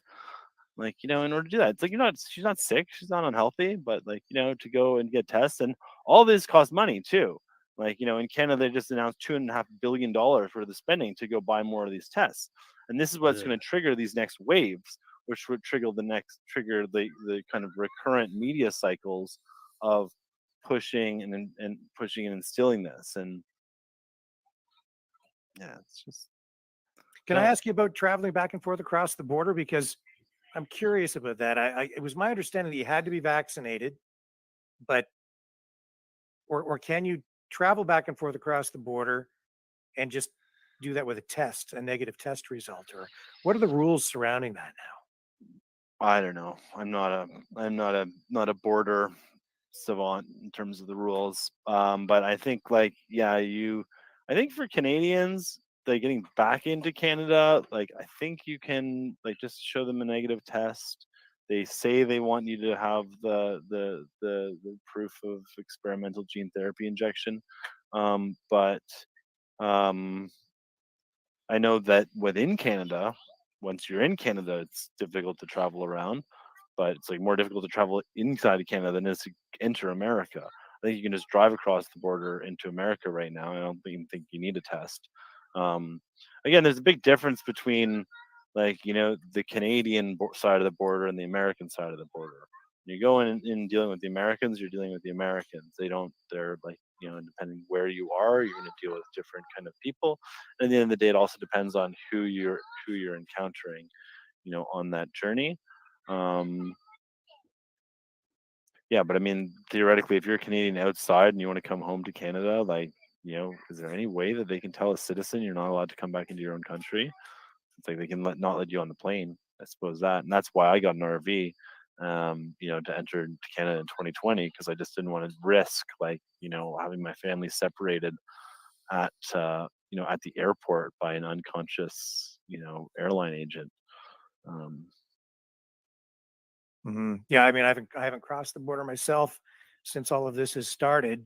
I used to go back and forth quite a bit, but I've just avoided all of that. Of course, I haven't been injected, so I can't get on a plane or a train, which is, I think, wrong.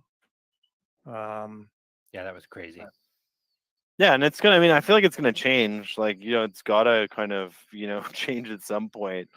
It's like we're not doing this out of we're not. I mean, I have 4 kids, 5 kids. I'm like, I gotta make sure I'm aware of fear and the way that fear is used against people, and I'm also conscious of danger. And when you see that experimental injection is dangerous, and I know other people, I think a lot of people, especially those within the business circles, in the power circles, they were offered very early access to batches, and the word was, take this now, here you go, this is your early special access batch. So what do we think that is? It's guinea saline. pigs. It's just saline. No, it's not even guinea pigs, it's just saline. It's Saline. yeah, it's they're nothing active. This is the lowest risk possible. It's you don't same with, I'd say the same with the nurses and the doctors and law enforcement too. It's okay, here's your curated bottles of saline, maybe with some, but they're not going to give the real full-on stuff. And that's the other thing. It's we're paid for 110 million or 500 million doses of the good crap, and you're telling me you're giving me half of what you're giving me is saline? Being robbed here. Exactly. That's all that's hypothetical, and these are just kind of ideas, but Wouldn't surprise me. No. And I'd say that those who those who get sick are the ones that go to just shoppers, to get it. Go to the the local dispensary. It begs the question. I mean, we've all seen the video with JT and Sophie. They're at the pharmacy to get it, and the nurse, with one hand, shoots the needle into the upper arm with one hand. Usually, you need to pinch and then jab. And there's this nurse watching it, and they're like, "Yeah, that's totally not how you do that. That is entirely wrong," and yada yada yada. It wouldn't surprise me if people like that are given, just saline. I think that within the distributions, if I was Pfizer, great, remember in the beginning, it's supposed to be -70. Storage units, all that talk, how difficult it was going to be to transport. What happened to that story? They all have super sub-zero, carrying. You think all the pharmacies, all the Walgreens, all the shoppers are set up with that? Hell no. And there's where are the quality controls? And it's and what about the adverse reactions and the fact that there are a lot of adverse reactions? And shouldn't there be a little bit more tempered awareness around the fact that children are suffering from heart attacks and heart complications, and shouldn't that be enough to just say stop and and reflect? There's clear and present danger here to Canadians, to society. And but no, they just kind of continue, and it's there's no look into the fact that this is an ongoing medical experiment, and that people are being kind of questioned, and there's very little Q&A on the the individual batches. Many people are saying there's some batches that are more dangerous than other batches, and I wonder why that is. It's what are the ingredients in all of them? And then then you have the people, then you have the doctors who are looking into the blood of of those who have taken these shots, and they're alarmed, and then they speak out, and they get canceled, and they get delisted and shut down. So it's like, this is how, if there was ever a genocide taking place, this is what it would kind of look like in the 2022 fascist globalist kind of state of the earth, where big corporates have so much power and media have so much power to shut down and silence a narrative, and people are getting sick, and there's no investigation. And when the media, like as mentioned before, when they won't report on the instances and the tragedies that are taking place, like, and there isn't really any awareness or even like declaration that we're going to make sure this is safe. Instead, you're like, they just bash VAERS. Like, this it's supposed to have VAERS is there as a requirement based from the government to the vaccine industry to make sure that they're not injecting us with poison. It's like, I heard somewhere that in Washington, like, in Washington, D.C., Pfizer employs 22 lobbying firms. 22 lobbying firms, not 22 lobbyists, 22 lobbying firms. So they've got everybody. When you have that kind of money, you can just buy up all the lobbying firms. If you invest in all the lobbying firms, get, name some of them, like Hill and Knowlton, like the Sussex Strategy Group in Canada, like, I don't know, there's a bunch of them. But it's like, all those guys, they're all just service agencies. They're people working for the dollars. You get a big ass client like Pfizer come along. Yeah, we'll push your stuff. We're not going to question it. We know you want these sales. And then, and then also in the past too, when big pharma, they get caught for killing people, that's usually what fines for them is they get fines. They don't go to jail. Nobody goes to jail. There's no like accountability. There's no real responsibility that the people behind at the board level like face for it. Instead, they pay a fine, a huge fine, and that fine is like, if Pfizer was like, here, U.S. government, here's $1 billion, like before the fine, that'd be considered a bribe. But because the government asked them for the $1 billion, then it's totally legit. So it's like, gotten to the point where the governments are actually kind of relying on that fine bribe money from the pharmaceutical industry. And it's just part of this cycle. So, all this to say, this is the state of this bullshit government system that we're running in that does not represent the people. It is political politicians working for the interests of their parties, which represent corporations and unelected and non-sovereign objectives and influence and ideas. And they don't listen to the Canadian people. So let's build something new. Like, this system's not working. So let's start thinking about how can we make something that works. We're in this age where we can send a message from, I want to talk about that, especially in relation to your book. And I would like to just get these two questions out of the way, and then we'll right, kind of get into that, because I'm really curious about this. How has things with the family been since you've come out publicly? And secondly, are you on a CSIS or Canadian government watch list of some kind at this point now? So, like, I'm really good with my with my father, and with my mother, and I haven't talked in too long, and I've sent her messages of love. Within my immediate family, with my wife and her family, all's good. Within my greater family, many messages of support, not negativity whatsoever. But like, with Justin, like, I haven't spoken to Justin in a long time.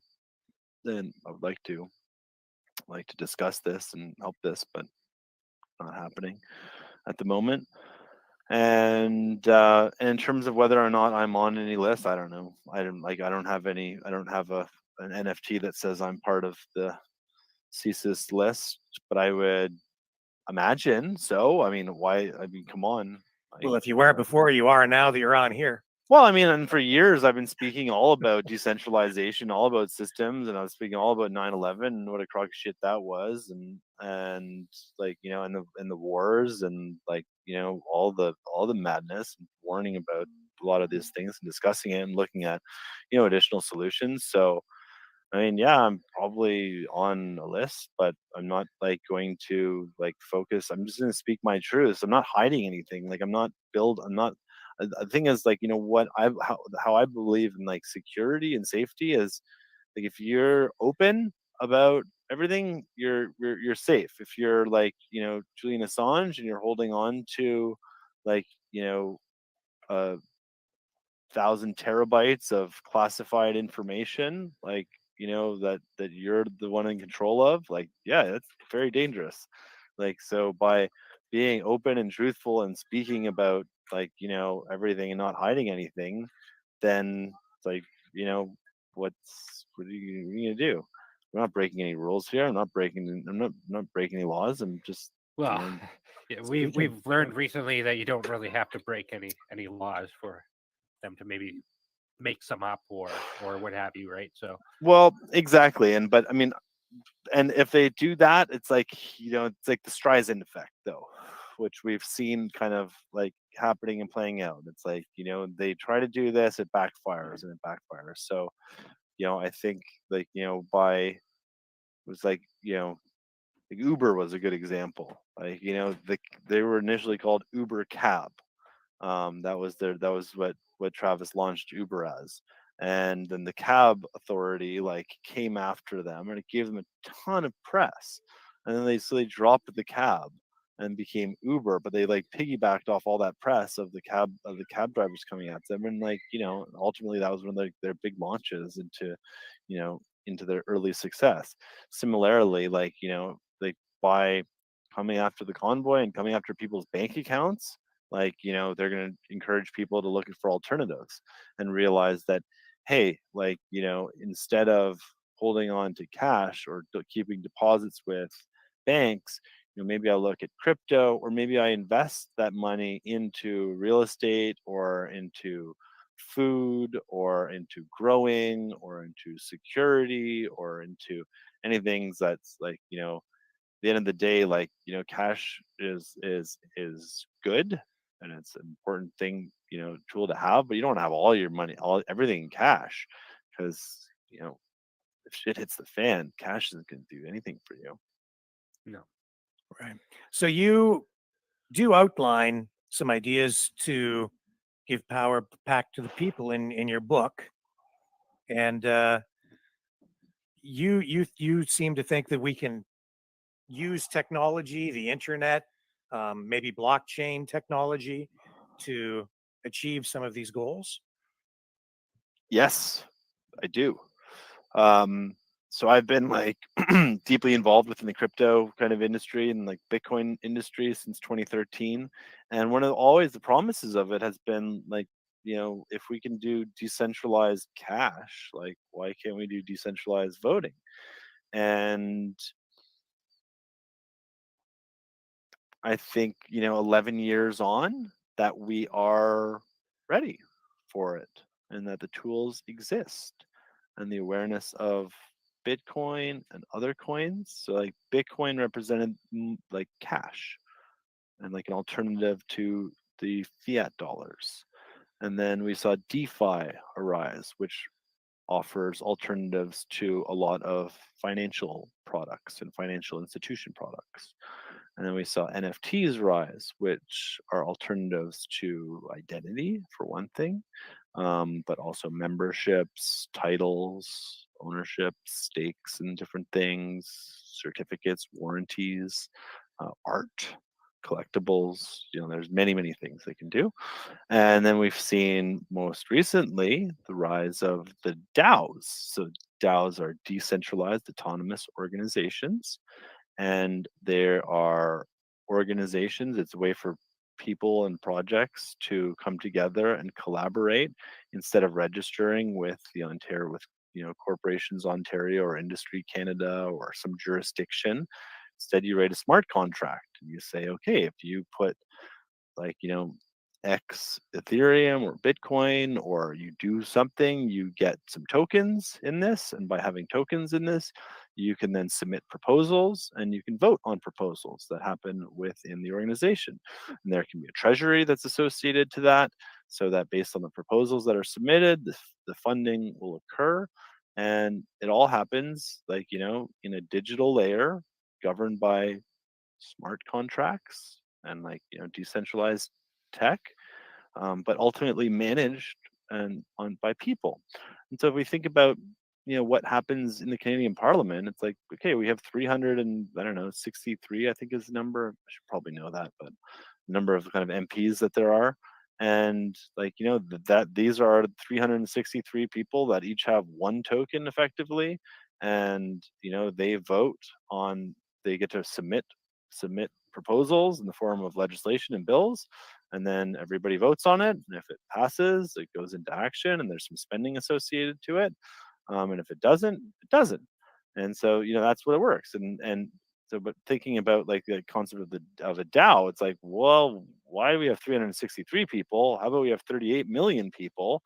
And we give everybody the opportunity to participate on the voting for these things, but also on submitting proposals too, because not that many like real deal innovative kind of proposals actually make it to the House of Commons.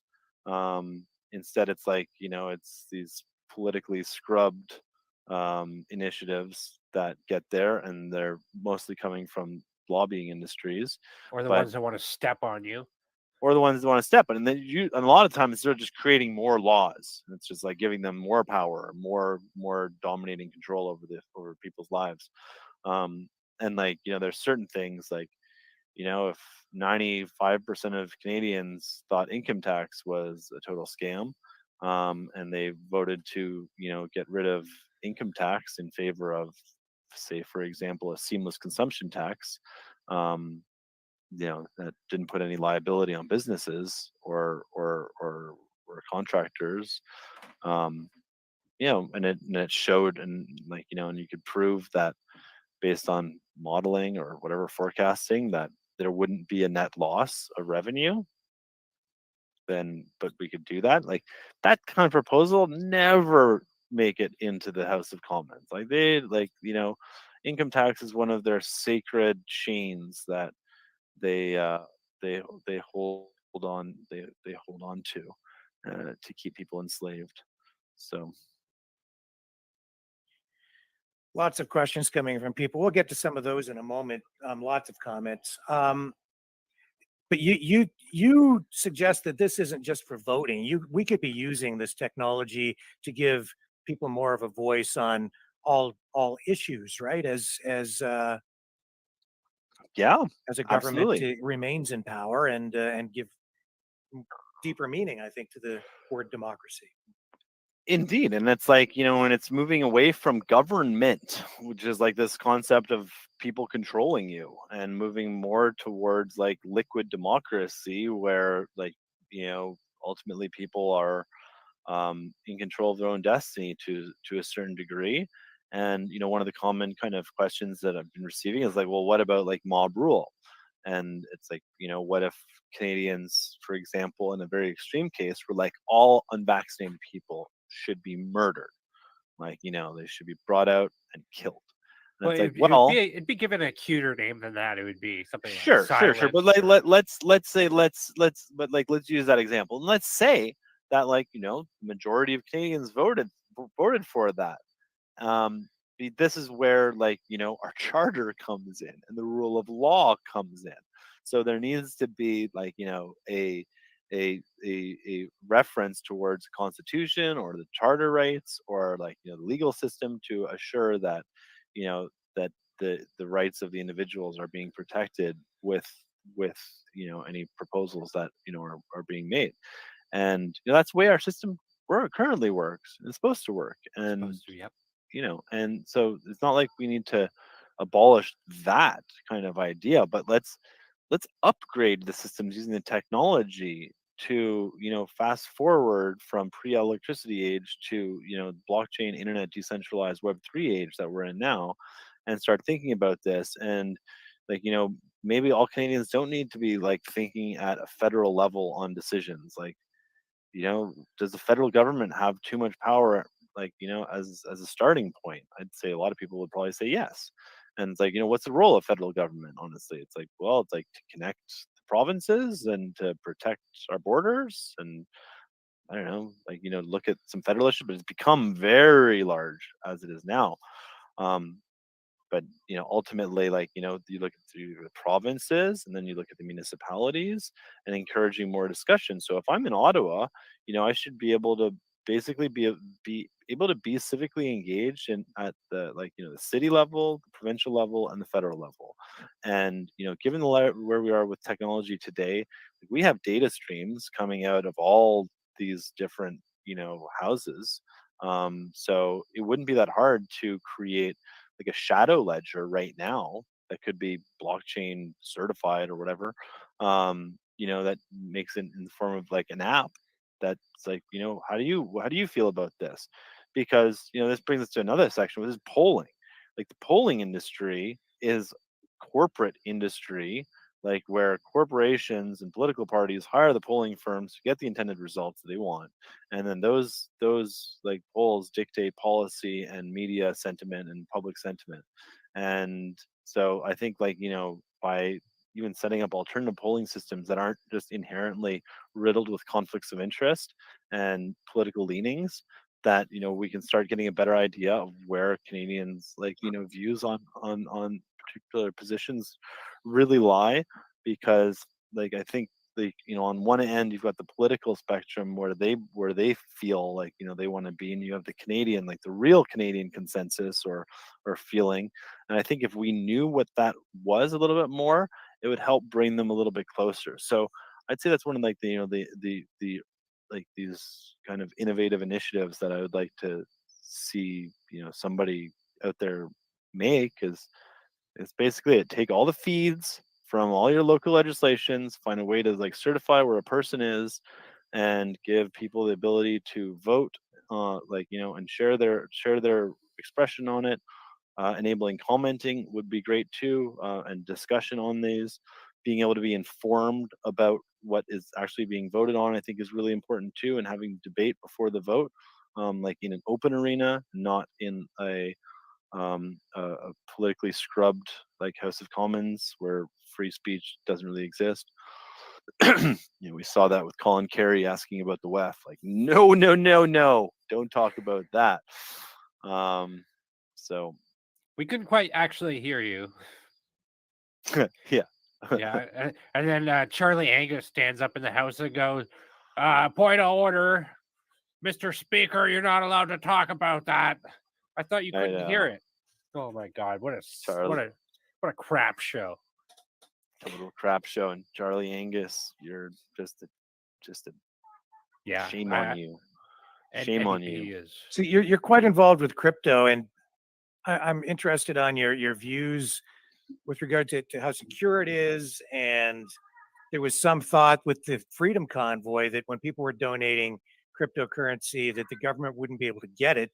But I saw a story last week where they indicated police, government, the authorities, somebody went in and I think they were able to seize the cryptocurrency that was donated. Yeah. So, well, GoFundMe proved to be a total corporatist, like, trap. And then Give, Send, Go, which was freedom-loving crowdfunding platform based in the States, got hacked, and then there was a court injunction against them, and they got attacked after 2 very successful campaigns. And then there was the Hong Kong HODL group put on by some Bitcoiners, and then they raised, like, I don't know, $1.5 million, and I think they distributed most of it out. But then one of the key holders, so it was the funds for that $1 million. So, like, with Give, Send, Go, or with GoFundMe holds all the money until they distribute it, and they decide to distribute it. Give, Send, Go holds on the money until they decide to distribute it. With the Bitcoin fundraiser, the organizers of that in a multi-signature wallet each had a key to hold on and then to distribute the funds.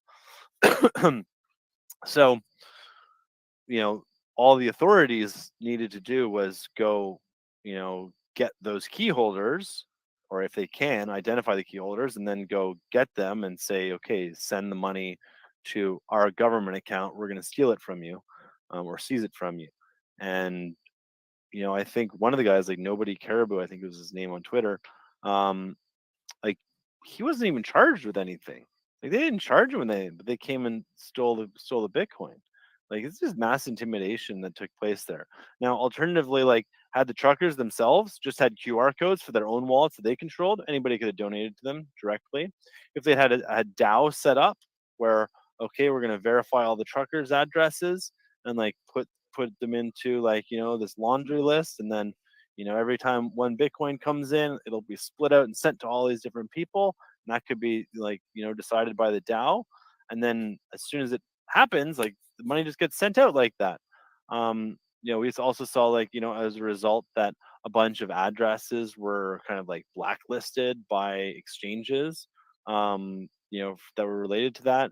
Well, I mean, the nature of Bitcoin and crypto is like you can switch from one address to another. I'm not sure if they don't understand how wallets work, but you can get many different addresses, and you can move your coins around, and they're mixing services and their swaps just by when you move from one currency to another. Like there's a lot of see that is gained by doing that. Yeah, but ultimately, like I think what happened was with the coming after the bank accounts and by seizing people's bank accounts, is they really scared a lot of Canadians. And I was talking to someone who was pretty senior, and they're like, oh, like from one of the banks, and they're like, we saw so many senior citizens coming in and like taking out massive amounts of cash. Like they're like literally a bank run was started, and it wasn't because they didn't like trust it. It's because like they've seen history before, and they know like okay, like get it before it's like gone. So if like there's any risk out there, and this is money, and this is like retirement money, I'm gonna go like withdraw $10 grand a day, and also realize that, oh look, there's limits to how much I can actually take out of my own money. So all of a sudden the nature of the financial beast becomes a little more and more clear to people. And I think again, this is where this okay, like you didn't work with the GoFundMe, then you didn't work Give Send Go, and then it didn't work exactly effectively with the Hong Kong HODL, but Bitcoin still works. And so like everybody go download Edge Wallet, like self-custody wallet, multi-currency wallet, allows you to swap between currencies, allows you to buy gift cards with crypto. Doesn't require any identity information when you sign up, just username and password. They don't know who you are. I remember the Canadian government asked Edge Wallet, can you shut down, these users? And they're like, no, we can't. And like we can't, and even if we wanted to, we can't, because that's the way that our tech works. Is we don't know, and we designed this way for a reason. It's because all of Bitcoin is meant to protect privacy and access, and from censorship and from coercion. So we've seen in Ontario, Binance is no longer operating in Ontario because the Ontario Securities Commission came down on them from a regulatory perspective. So they're not allowed to operate in Ontario. We're seeing talk that the federal government wants to regulate and I think tax crypto. Will this be successful? Is this undermining confidence in cryptocurrency? I don't think it's undermining confidence, but I think it's just going to continue to push people to innovate and build decentralized services and decentralized exchanges. So there's a lot of decentralized exchanges right now where you can swap one coin for another without needing to go through Binance. Binance is a centralized exchange. It you deposit your money with them, you get balance with them, and you can trade within their system. They hold on to massive custodial wallets, that they're responsible for. And when they do that and they enable financial interactions, on behalf of other people, then they fall under financial regulatory purview. And so they have certain kind of requirements and reporting requirements to do.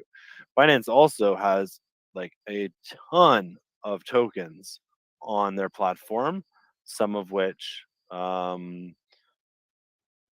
frustrate securities regulators because they may be deemed securities. And so like, they're, and Binance is like, we're not going to like,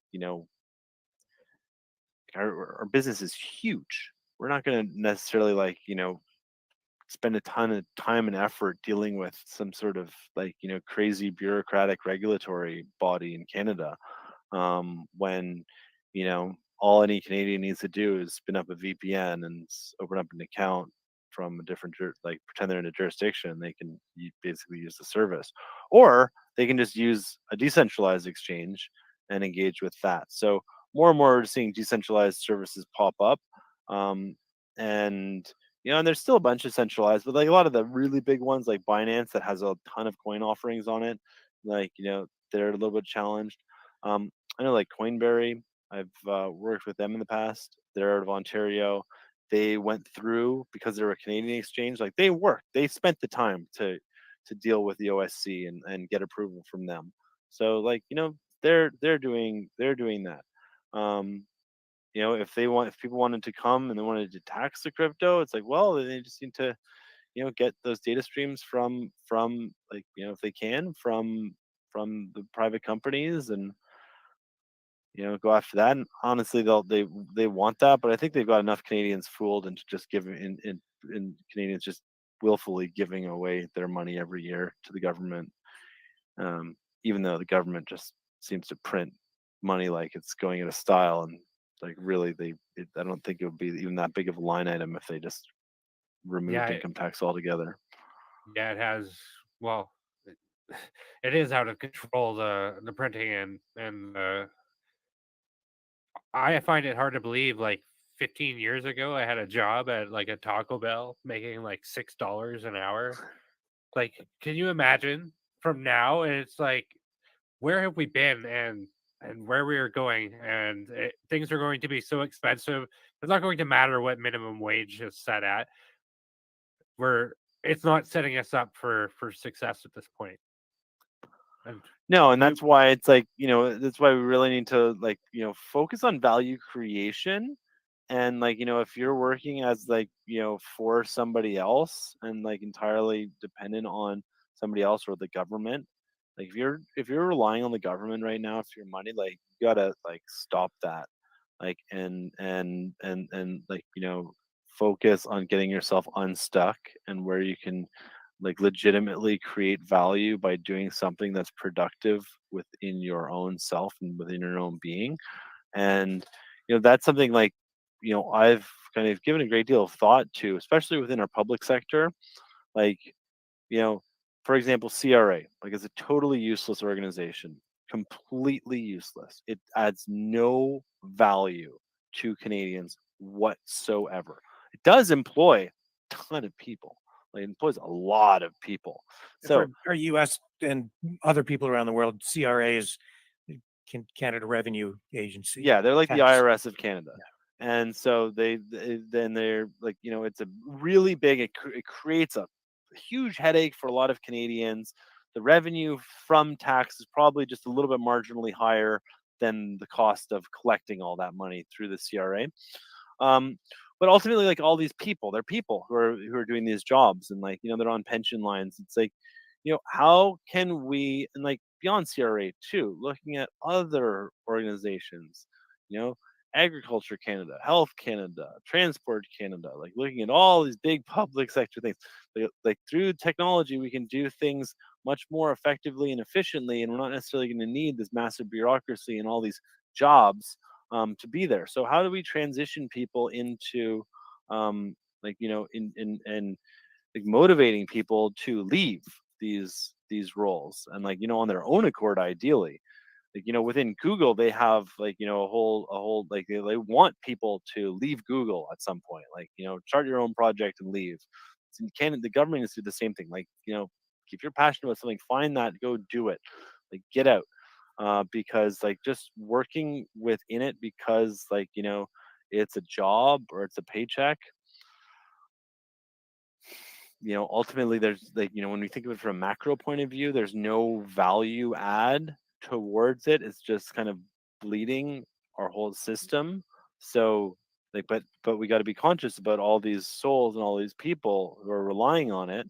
And so it's like is if like there isn't a good argument for like a universal accessible income, or some basic like some little basic amount that can help people. But I think if it's too high, then people won't participate in like the economy, and then you're going to see kind of shortfalls. But I don't know, this is a kind of a complicated direction that we're getting into. Yeah, it is And complicated, and I'm going to be honest with the whole world here. I'm a total moron when it comes to Bitcoin. Like I just like way over my head. okay, so I'd Why? say like, dude, like take a second, download Edge Wallet, and Yeah. put up your QR code, and I'll just send you some Bitcoin right now. I'll just send you just a little bit, because it's like email. Like it's really it's like email. Instead of sending a letter, you're sending money. It's a way to put cash in an envelope and make sure and know that it's going to arrive on the other side. And like email, probably didn't understand email all too well, like when you first heard about it. But as soon as you sent an email and received an email, you're like, okay, I get it. And this is the same thing with Bitcoin. It's like just by actually using it a little bit, you'll realize, and like you'll start going through. They call it like orange pilling. You'll start going through like the motions, and you can never unlearn it, and you'll see like, oh, it's like okay, so anybody can send it, but then how do I turn it into dollars? Well, you can use one of the exchanges like Coinberry or Coinbase or Binance or whatever, then get it into your bank account. But then you're like, oh, but what if instead I just kept the Bitcoin and instead of like, what do I just paid other people with Bitcoin? It's like, yes, exactly. When we start just paying other people, then we can start becoming less and less reliant on the existing financial infrastructure and start realizing this parallel economy, this parallel system. And it's like, well, I don't like the dollar, I don't like the volatility of Bitcoin because the price goes up and down. It's like, well, there's stable coins, which are pegged to the value. So it's like, okay, if you want to hold on to this value losing currency, then sure, be pegged to that. And it's like, well, I have it, but I've got it, but I've got a bunch of it, but I don't want to sell it, but I need some money. It's like there's anywhere I can get like a loan against it. Like, yeah, you can get a loan against it. That's what DeFi is called, decentralized finance. So, you can utilize your Bitcoin as collateral to take a loan out against that Bitcoin. And then when you get money back in, you pay the Bitcoin back, and you pay the loan back, and you gain access to all your funds again. So, and you don't need to ask anybody for permission for that, which is really amazing. Whereas if you think about like a house, you go to a mortgage company, you're like, I have this, I own my house straight out. They're like, ooh, great. It's like, okay, we'll give you, it's $1 million house. Okay, we'll give you $700,000. We'll give you a 5% rate. It's like, but now they're going to be the the ones holding it. And until you pay them all that money back, then they effectively own your house. But you have to get permission from the bank and the mortgage company. Whereas in the decentralized world, the crypto world, you don't need permission from anybody. It's just there are services that allow you to engage in these deals. But I would highly recommend, like as a start, like I recommend Edge Wallet. I know the team really well. It's really good, simple, easy to use wallet. Comes like it's a pretty qualified recommendation. It's a great place to start. You can literally like put a QR code in the bottom left corner here of this show. Like you can make a wallet, like you and Rick can have a multi-sig wallet that's like, okay, any donations come in, if we want to spend this money, we both have to agree to spend the money, and we'll move it that way.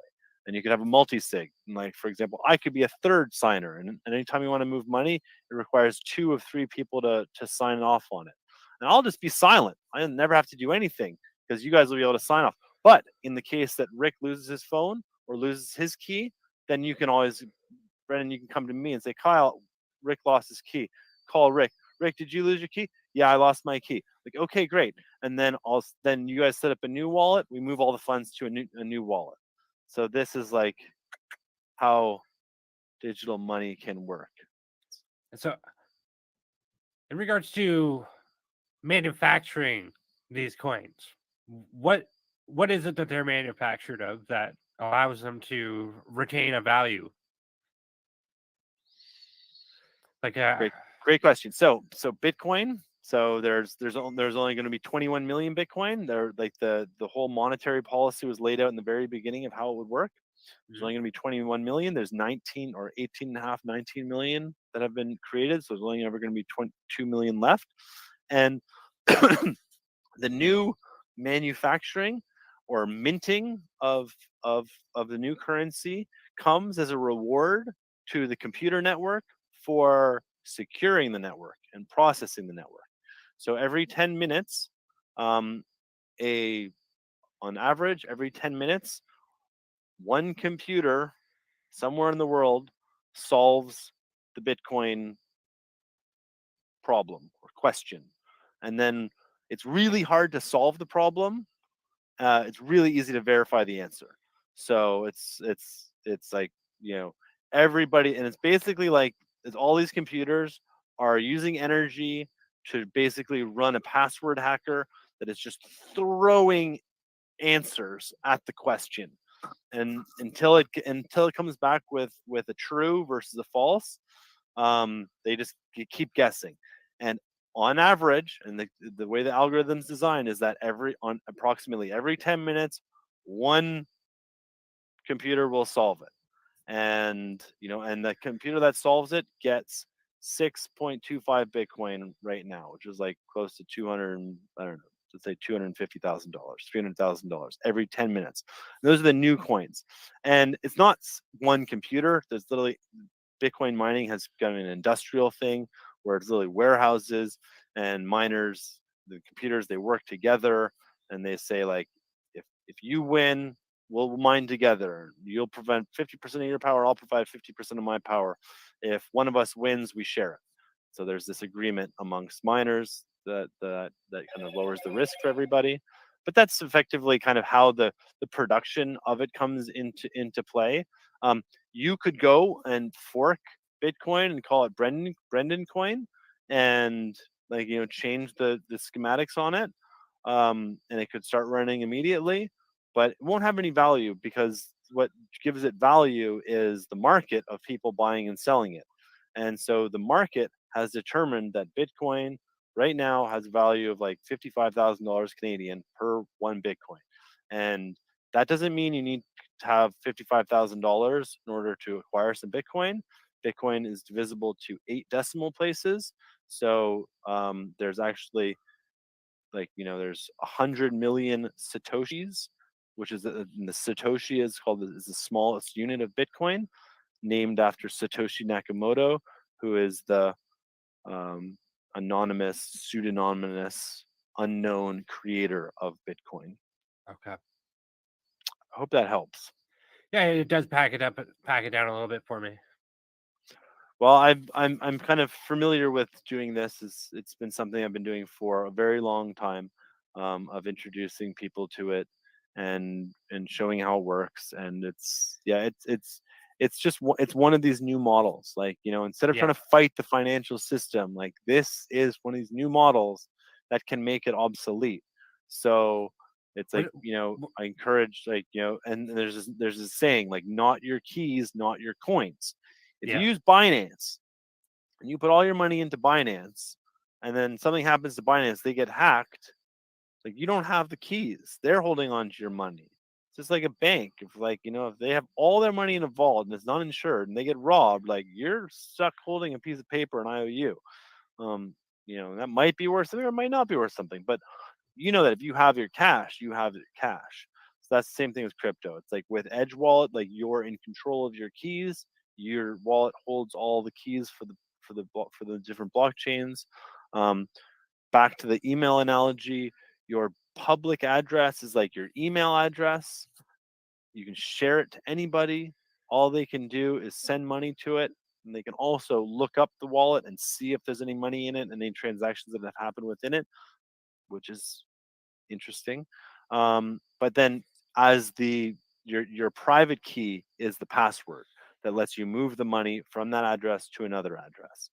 And the way the wallets work, though, they every time you receive money into one address, like it'll generate you another address. So it's this thing called HT wallets. So we can find more freedom through the blockchain in these ways, but there's also concern that a more digitized society through government digital currencies and vaccine passports and a social credit system, that this kind of technology might oppress us as well. What are your views there? Great question. And I remember, like, in April, May of 2020, like seeing something put on by the government, I don't know, from the digital identity societies saying like, oh, Bill Gates, vaccine passports. This is a great idea. I'm like, this is a terrible idea. But this is where this tech can go as well. And the CBDCs, the central bank digital currencies, I want to be real clear. Those are not Bitcoin. Those are not going to be like Bitcoin. Those are going to be like Amazon dollars. Those are going to be like Disney dollars. Those are going to be, you register at the front gate for Disneyland, Disney World, you get your wallet that allows you to hold on to money, and then, like, but Disney ultimately can pull money or add money to it as they see fit. And you can be turned off, like, they could potentially take fines from you, but they're gonna, like, they're gonna sweeten it up by saying, like, we'll give you free money by basically using this service, or potentially give you an interest rate. But it's not going to be a blockchain. It's not going to have open APIs. Likely won't have open APIs. And it'll be it's a centralized, like it's the first word, central. It's going to be centralized. They'll have power over the way it works, and it is a threat to your financial freedom. It might work well. I mean, it could, and honestly, they could work well with Bitcoin. It's like, but at the end of the day, it's like, I choose Bitcoin, or I choose another crypto, or I choose a basket of cryptos. I don't believe in centralization. I don't believe that the world should have $1, should have a one world currency. I don't believe that the world should have a one world government. I don't believe that we need, like, that this befits the people of the world. And that's why I don't even like the idea of Bitcoin being, like, the one world currency. But man, I don't like that. That's probably a terrible idea. I don't like the idea of Bitcoin. Like, to be honest, like, people, my friends probably take a disagreement to this, but I don't really like the idea of Bitcoin as, like, a wealth generation, like just buying some Bitcoin and sitting on it and it'll go up in value. Like, that worked really well for a bunch of people. And I know a lot of people that worked really well for.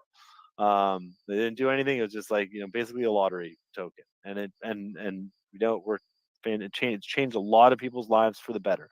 So thank you, Bitcoin, and thank you for everything. And that was predicated on greed, as, like, one of the ways that Bitcoin kind of distributed and reached kind of awareness was based on greed of people in seeing that, look, this technology can, by getting in early, it'll go up in value. And what it meant was a lot of people started buying Bitcoin and holding on to Bitcoin, but not really using it.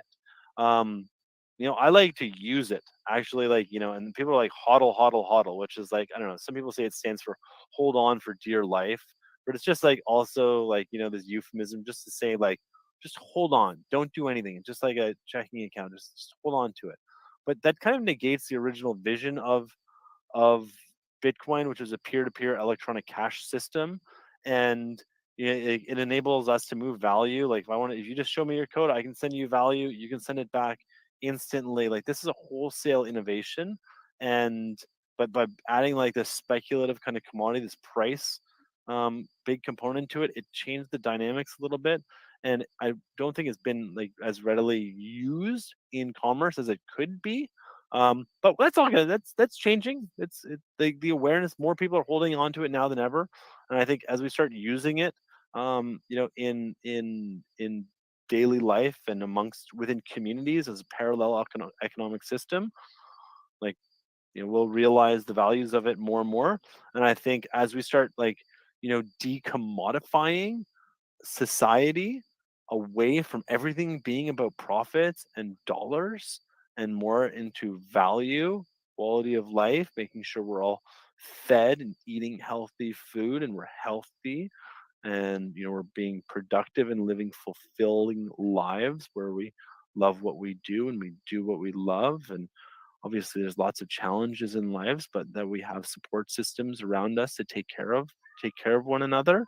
We move into this digital golden age, as the title of one of my previous books.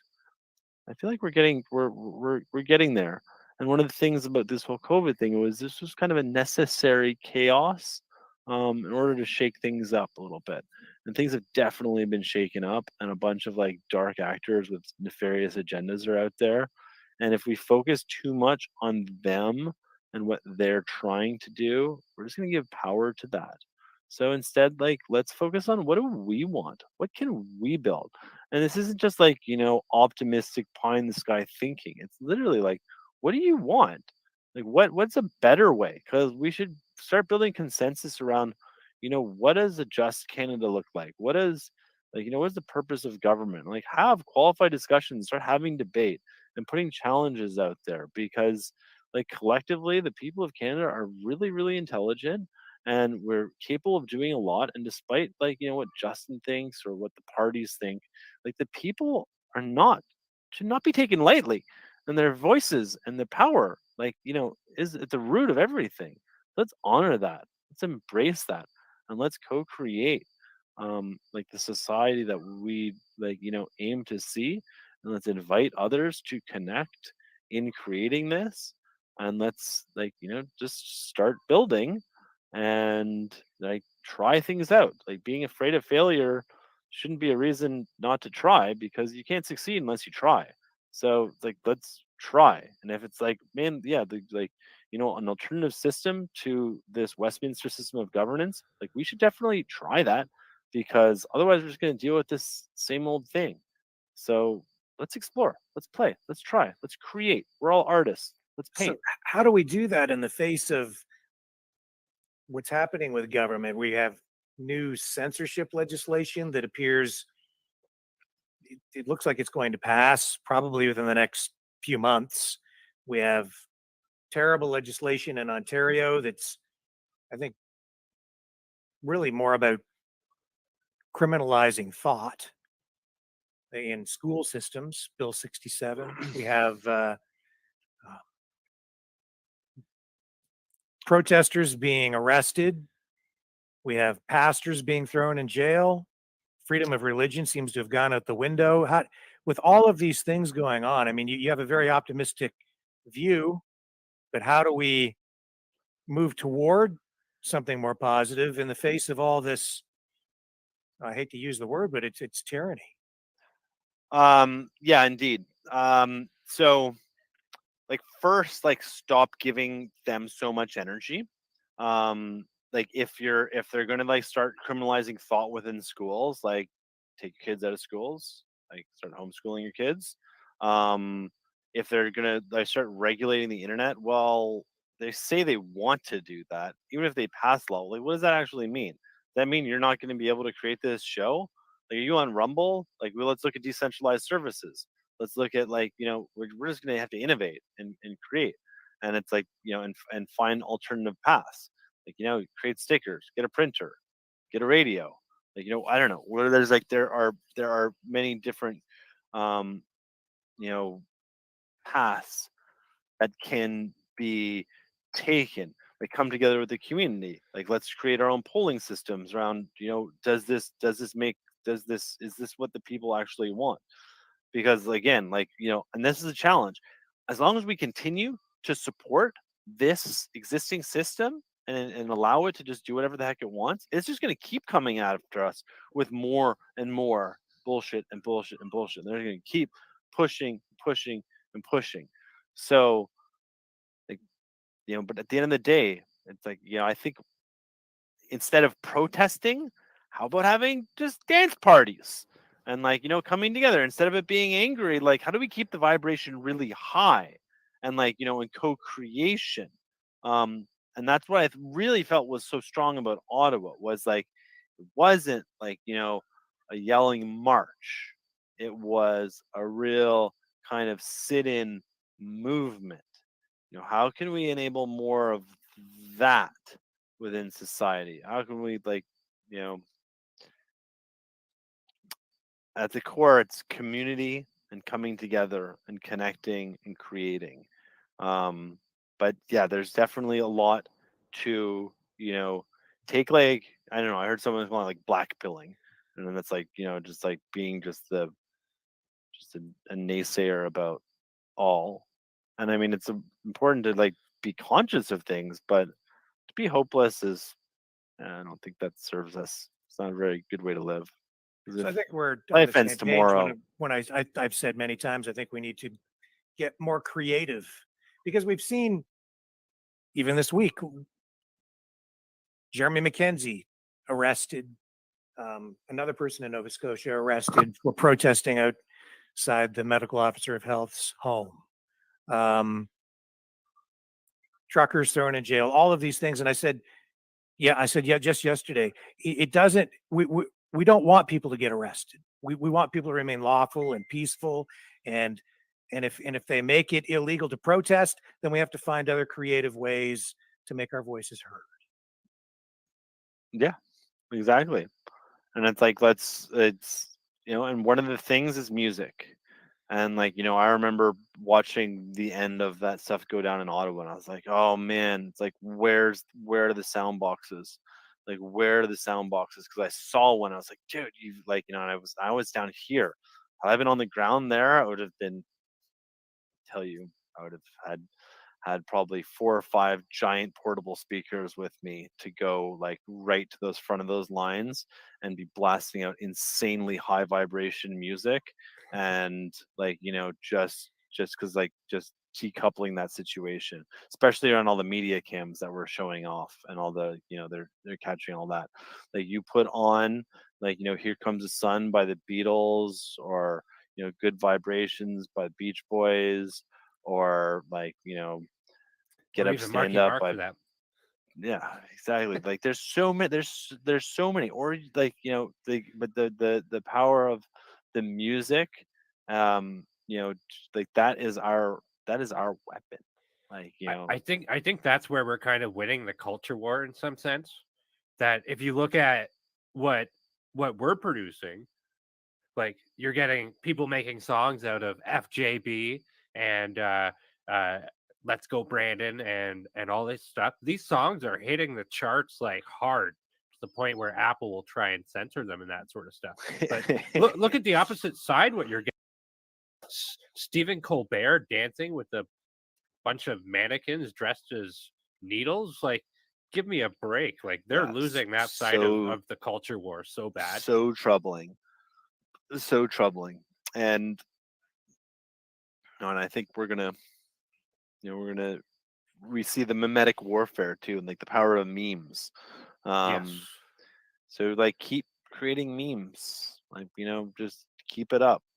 And like to look at like, just that power. It's like, this is like Marshall McLuhan said, World War III won't be, military kind of war. It'll be a guerrilla information war with no clear delineation between civilian or military. And I think that's exactly what we're in right now.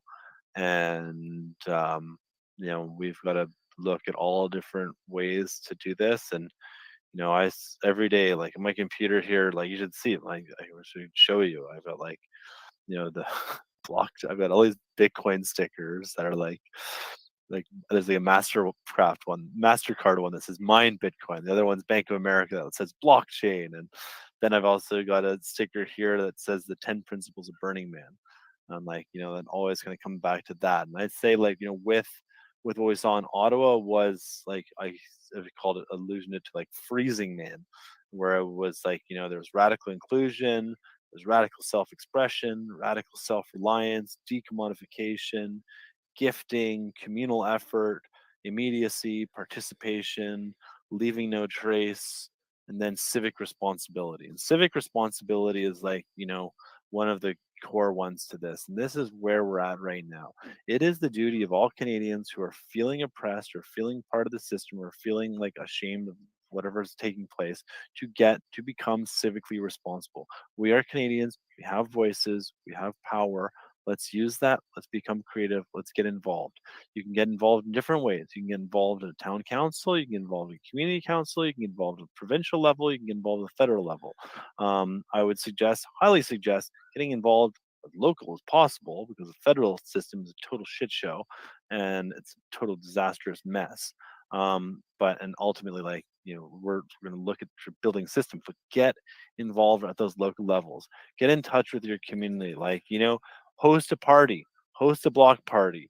Fear not this virus that kept us all disconnected and kept us out of the pubs drinking and socializing, kept us out of the gyms where we'd also talk and share. Kind of reconnect. Let's discuss.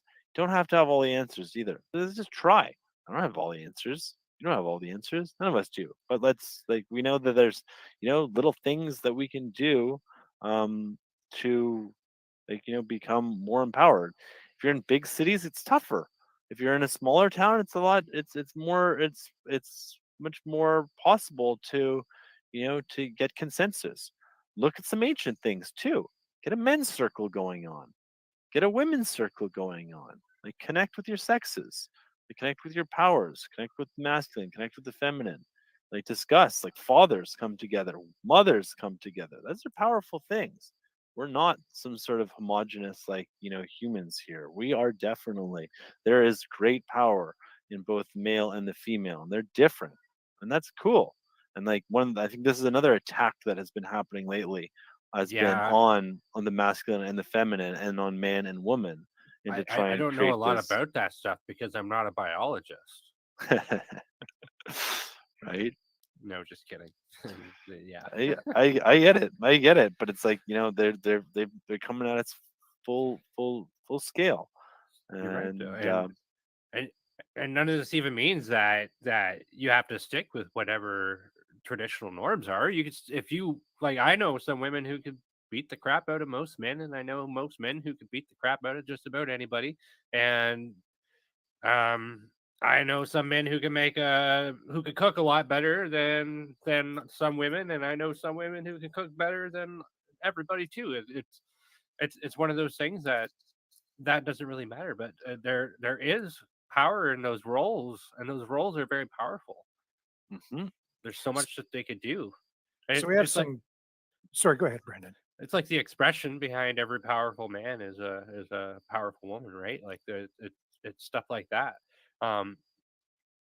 We do need to come back to that because we're letting this tear our society apart, and it's a non-issue as far as I'm concerned. And the people that it is an issue to is such a fractionally small margin of society that the media. And it's not really an issue to anybody, but they're just making it an issue. It's it's just made up politics. That's the difference. Remember in Wakefield, Quebec, there's a really cool studio, and I remember being in the back of it one night and seeing it was a venue, and there was this great piece of art that was politics is insulated, policy is insulated from politics. I remember that that simple saying really stuck with me, because these politicians, they'll play all day long, but the real policy is all behind it, and it's it's really protected. And these issues that they make such a big deal out of all the time, they don't really affect anybody.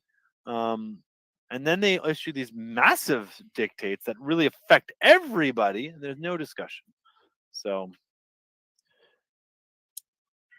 should we do some questions, Rick? Yes, absolutely. So I have, let's see what we have here. Terry Darling says, Rick, please ask Kyle about Archbishop Fagano's message to Canadians and the truckers. Are you familiar with that?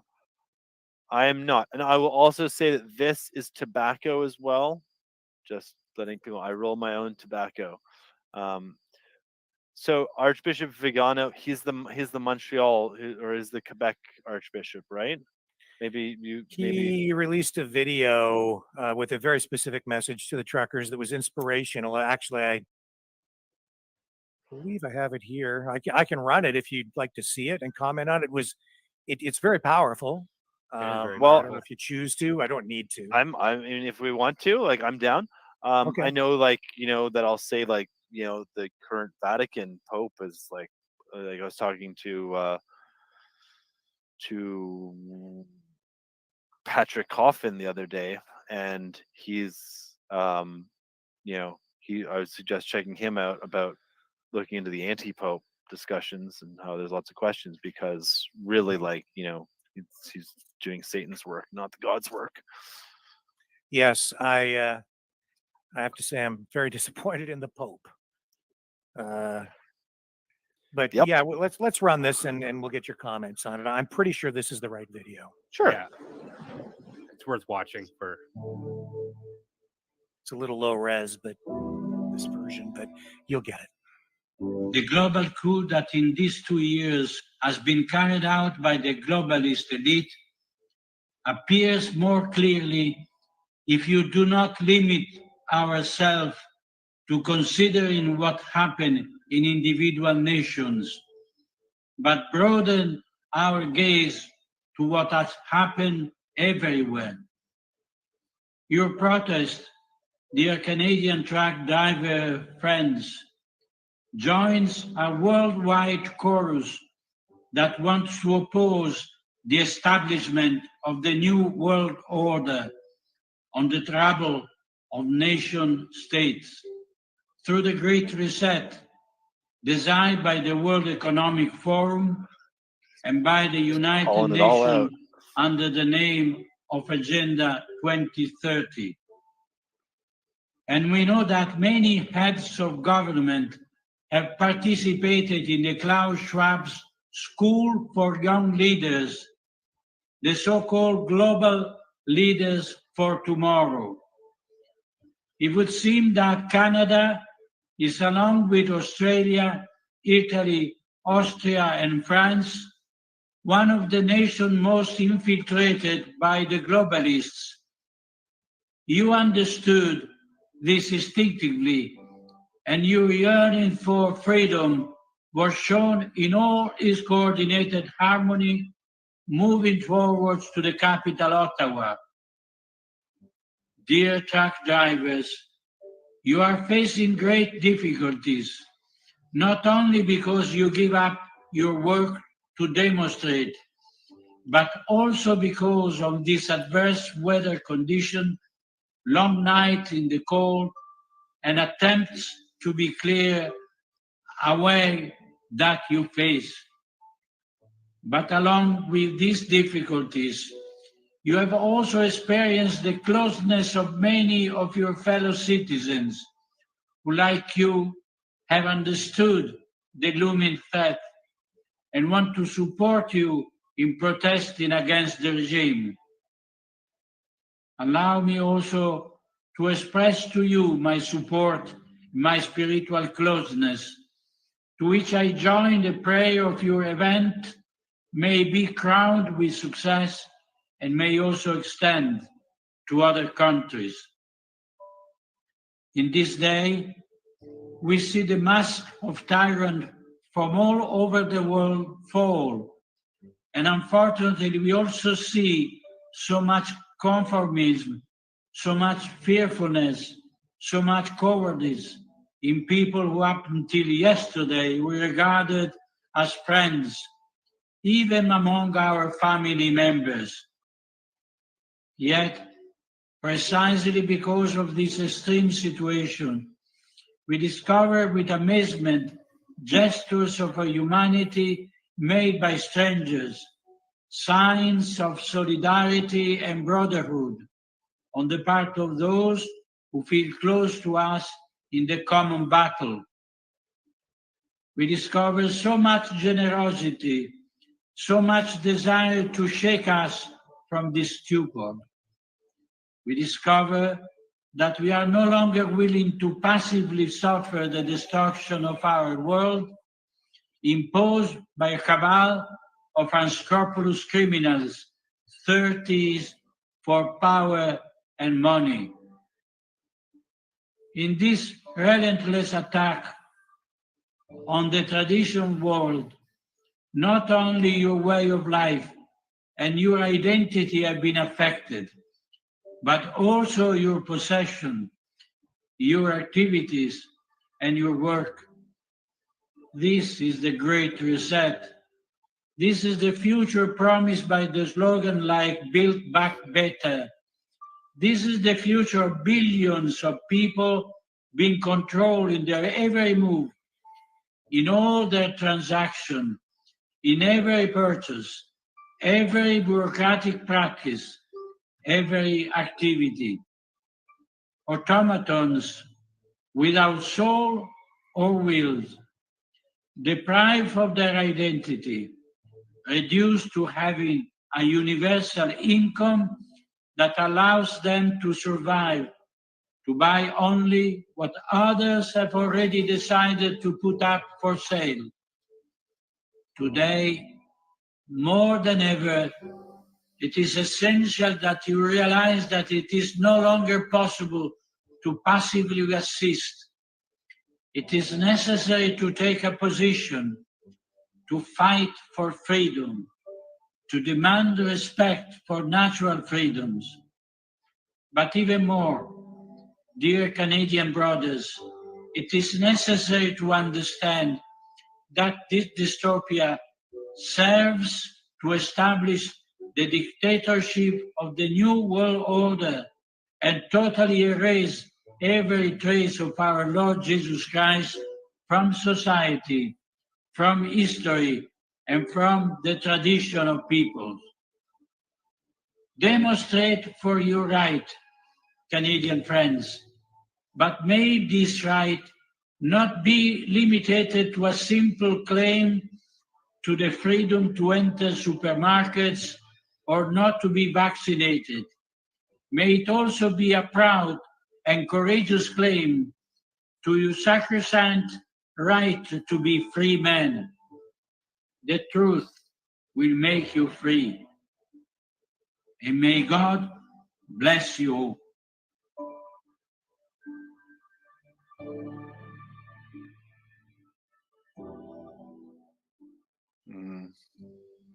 Powerful words. Yes. So he is the former chief diplomat to the Vatican in the United States. He also called for the resignation of Pope Francis at one point, and he is clearly a thorn in the side of the establishment. Well, and I mean, I think he really just, his words were so impeccable, and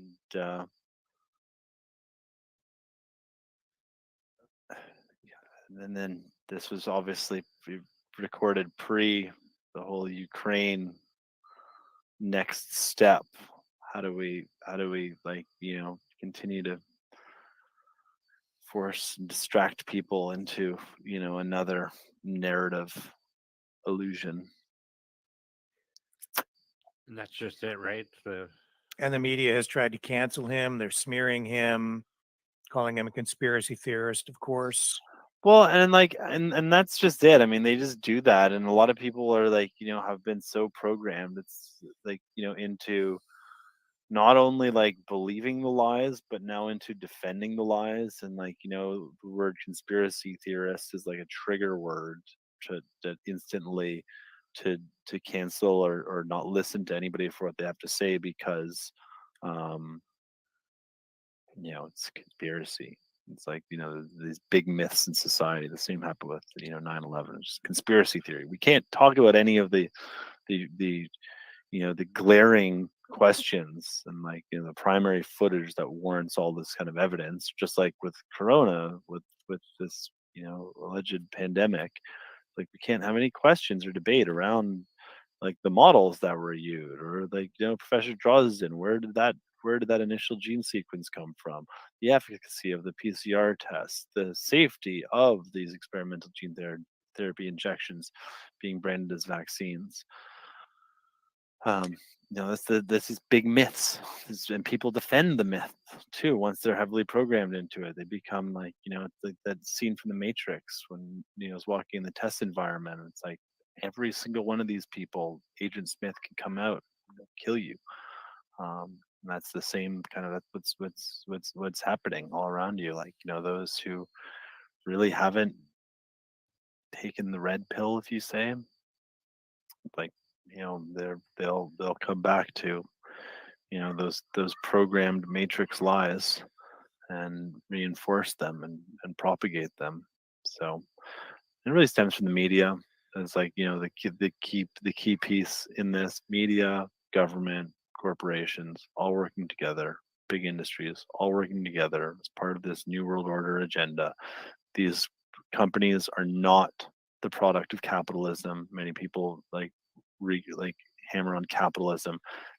These super corps are not the result of capital, of like a free market economy. They're the result of fascistic economies. The result of the state working with, encouraging, supporting, subsidizing the creation of these massive entities. And this whole coronavirus pandemic was not, they could have played this any year in history. They had tried a couple times, but until it got this sophisticated, and also like with the Amazon and the Instacart and the Netflix and all the different kind of tools being ready, like this was their full court press on this towards their stated goal of global injections, and they're rolling it out right now. And I mean, how stupid do you have to be seeing very clearly that you can overcome this, not that deadly, to roll up your sleeve and inject it because you're told it's for your safety and it's for the common good and it's the right thing to do, and all those ridiculous lines that Justin uses towards saying that you're all doing our part as part of the collective blind cowardly bubble to participate and save each other from this fake threat that was all outlined, and the entire plan was outlined and acted out at Event 201 in New York, where they role played the whole bloody thing, and they got everybody, all the major corporations on board with the pre-programming for how it's going to roll out and how to get on board with it and how to support this fake, this coronavirus pandemic. And then we never actually had a pandemic. They changed the definition of what pandemic really what was necessitated to have a pandemic. Everything is so clearly out there, and kudos to guys like Reiner Fulmich who are doing the grand jury of the court of public opinion, creating an independent creation to try and look into all these things, because we learned 9/11 commission, it was total cover up. It wasn't what didn't investigate anything. And and they're going to do the same thing in Ottawa with the trucker commission. Whenever that kind of gets started, it's going to be a total cover up, and they're not going to address anything that went on. They're going to look at who knows what they're going to do, but it's going to be a mess. And I think it's important that we develop alternative systems. And I think information and polling, information and knowledge is power in all this, and giving people the ability to participate in civic engagement and civic structures is critical. So I think that's what we really need to lead on. So let's hope every one of the questions doesn't lead to a 7-minute video. And Yes, right. Somebody was asking, what cryptocurrency exchange do you recommend, Kyle? And I think you already said Edge Wallet is. I like Edge Wallet as a wallet, and I like Coinberry in Canada. There's also ShakePay in Canada. There's also Kraken in the United States. Jesse donated, the CEO there.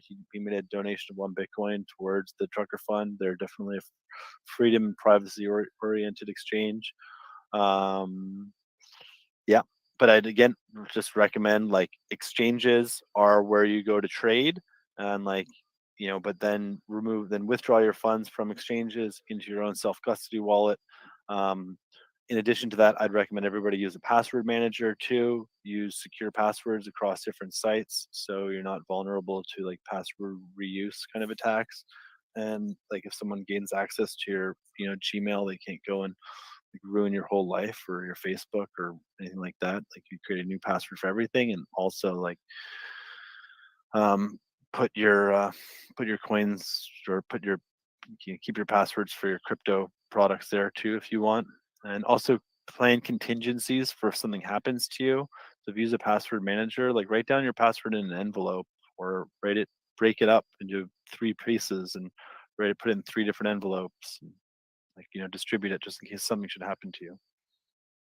Somebody wants me to ask you some hard-hitting questions, but you're not a politician and you're just here to help people. So I'm not going to sit here and hammer on you.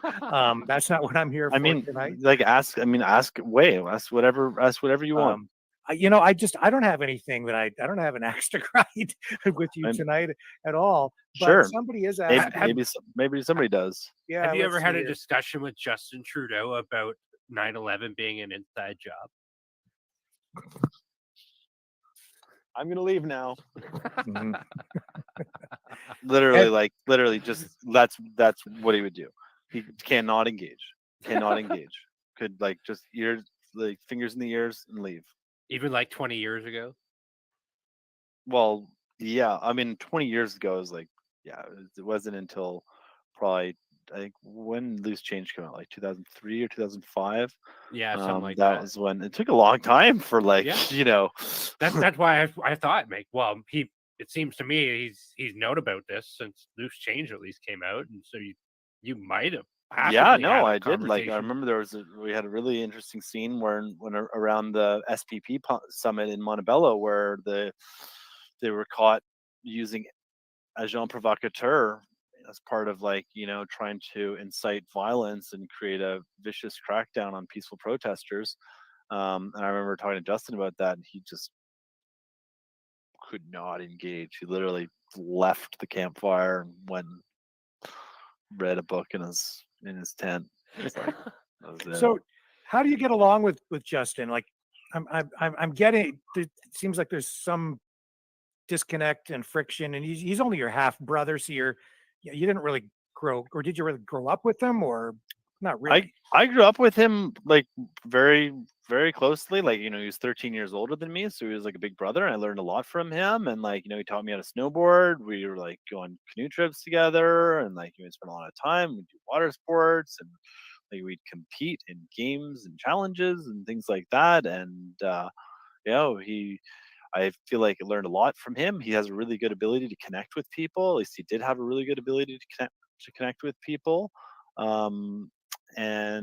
But yeah, they definitely as like post 9/11, post learning the way that systems actually work, post working in business and like and in value creation and all these amazing industries like crypto and just my life has taken me through. It's like versus like what did he do? I mean, he's a snowboard instructor and was really good at that, and then was like a whitewater raft guide, and he was really good at that and had great parties there. Somebody else wrote this book for him. I was going to ask you that. I was like, I don't think he's smart enough to read this book. And mind you, I took 30 minutes at a charity shop to sit on the couch there and read this. And I was like, oh my gosh, I could not read that whole book. I was sick to my stomach. I don't know. This is just like these long books that like all politicians write, and they don't actually write them. He didn't write that book. No way. No way. No way. No way. Eddie says, does your brother planning to steal the votes or steal the votes in 2025 like he did now? So I guess they're questioning the integrity of the election. Well, I mean, this is like, I think there's questions around the integrity of the election, but I think like just in general, the schema and the basis of our Canadian electoral system is broken, and it doesn't allow outside voices, to be in there. I'd say the PPC party did a valiant effort. In retrospect, had they been everything onto the Conservative Party, maybe that had changed things. But again, it's like, they're not, because a lot of people recognize like the Conservative Party is like just a corporatist party as well. So they're trying to start something there. There's a lot of momentum there. There's only ever been two powers in party though in Canada, the Liberals and Conservatives. That's it. Never had a third party in power. Do you expect that to change? I don't really. So So what do you make of this coalition? honestly, what I think of this coalition is it is a way for all the NDP for them to not be running into confident votes at every turn, and to not call an election soon. And I think the NDP know that they'll get absolutely roasted if they go to the polls, based on how they've completely betrayed their traditional working class electorate. And so there's, I don't know how many, 60 NDP members, something like that. That's 60 jobs. That's like, that's 150K per each of them, plus their staff for the next 3 years. So basically they voted for that. I also heard someone that, like, Jagmeet Singh, if he stays in office until 2025, he gets his full pension. So it's like, dude, it's honestly, it's like personal money is what this is all coming down to. And I wish there could just be like a philanthropic fund set up to be like, here's just, you guys need, your pensions are that desperate. Like, here, take this now, just F off, and let's reclaim, let's start actually engaging, because it's really dangerous what's taken place, and how now there's effectively a majority government, and there's no accountability on any of them. And I mean, they haven't even released a budget, I think, in 3 years. So I think we're supposed to expect a budget this year or this month. They don't have a budget. Their budget is, we're going to spend like 10 times more money than we earn, and keep playing with our funny money, just like, at the loss to all Canadians. And like, look, Canadians are struggling. It seems like they're just applying this idea, or this theory of modern monetary theory, and just using that as an excuse to print as much money as they want. Yeah, well, and they've also recognized that, like, I think at a global, like a geopolitical macro level, it's about wealth transfer from nations to the corporates, and then the corporatocracy and its shareholders, at the cost of all kind of Canadians.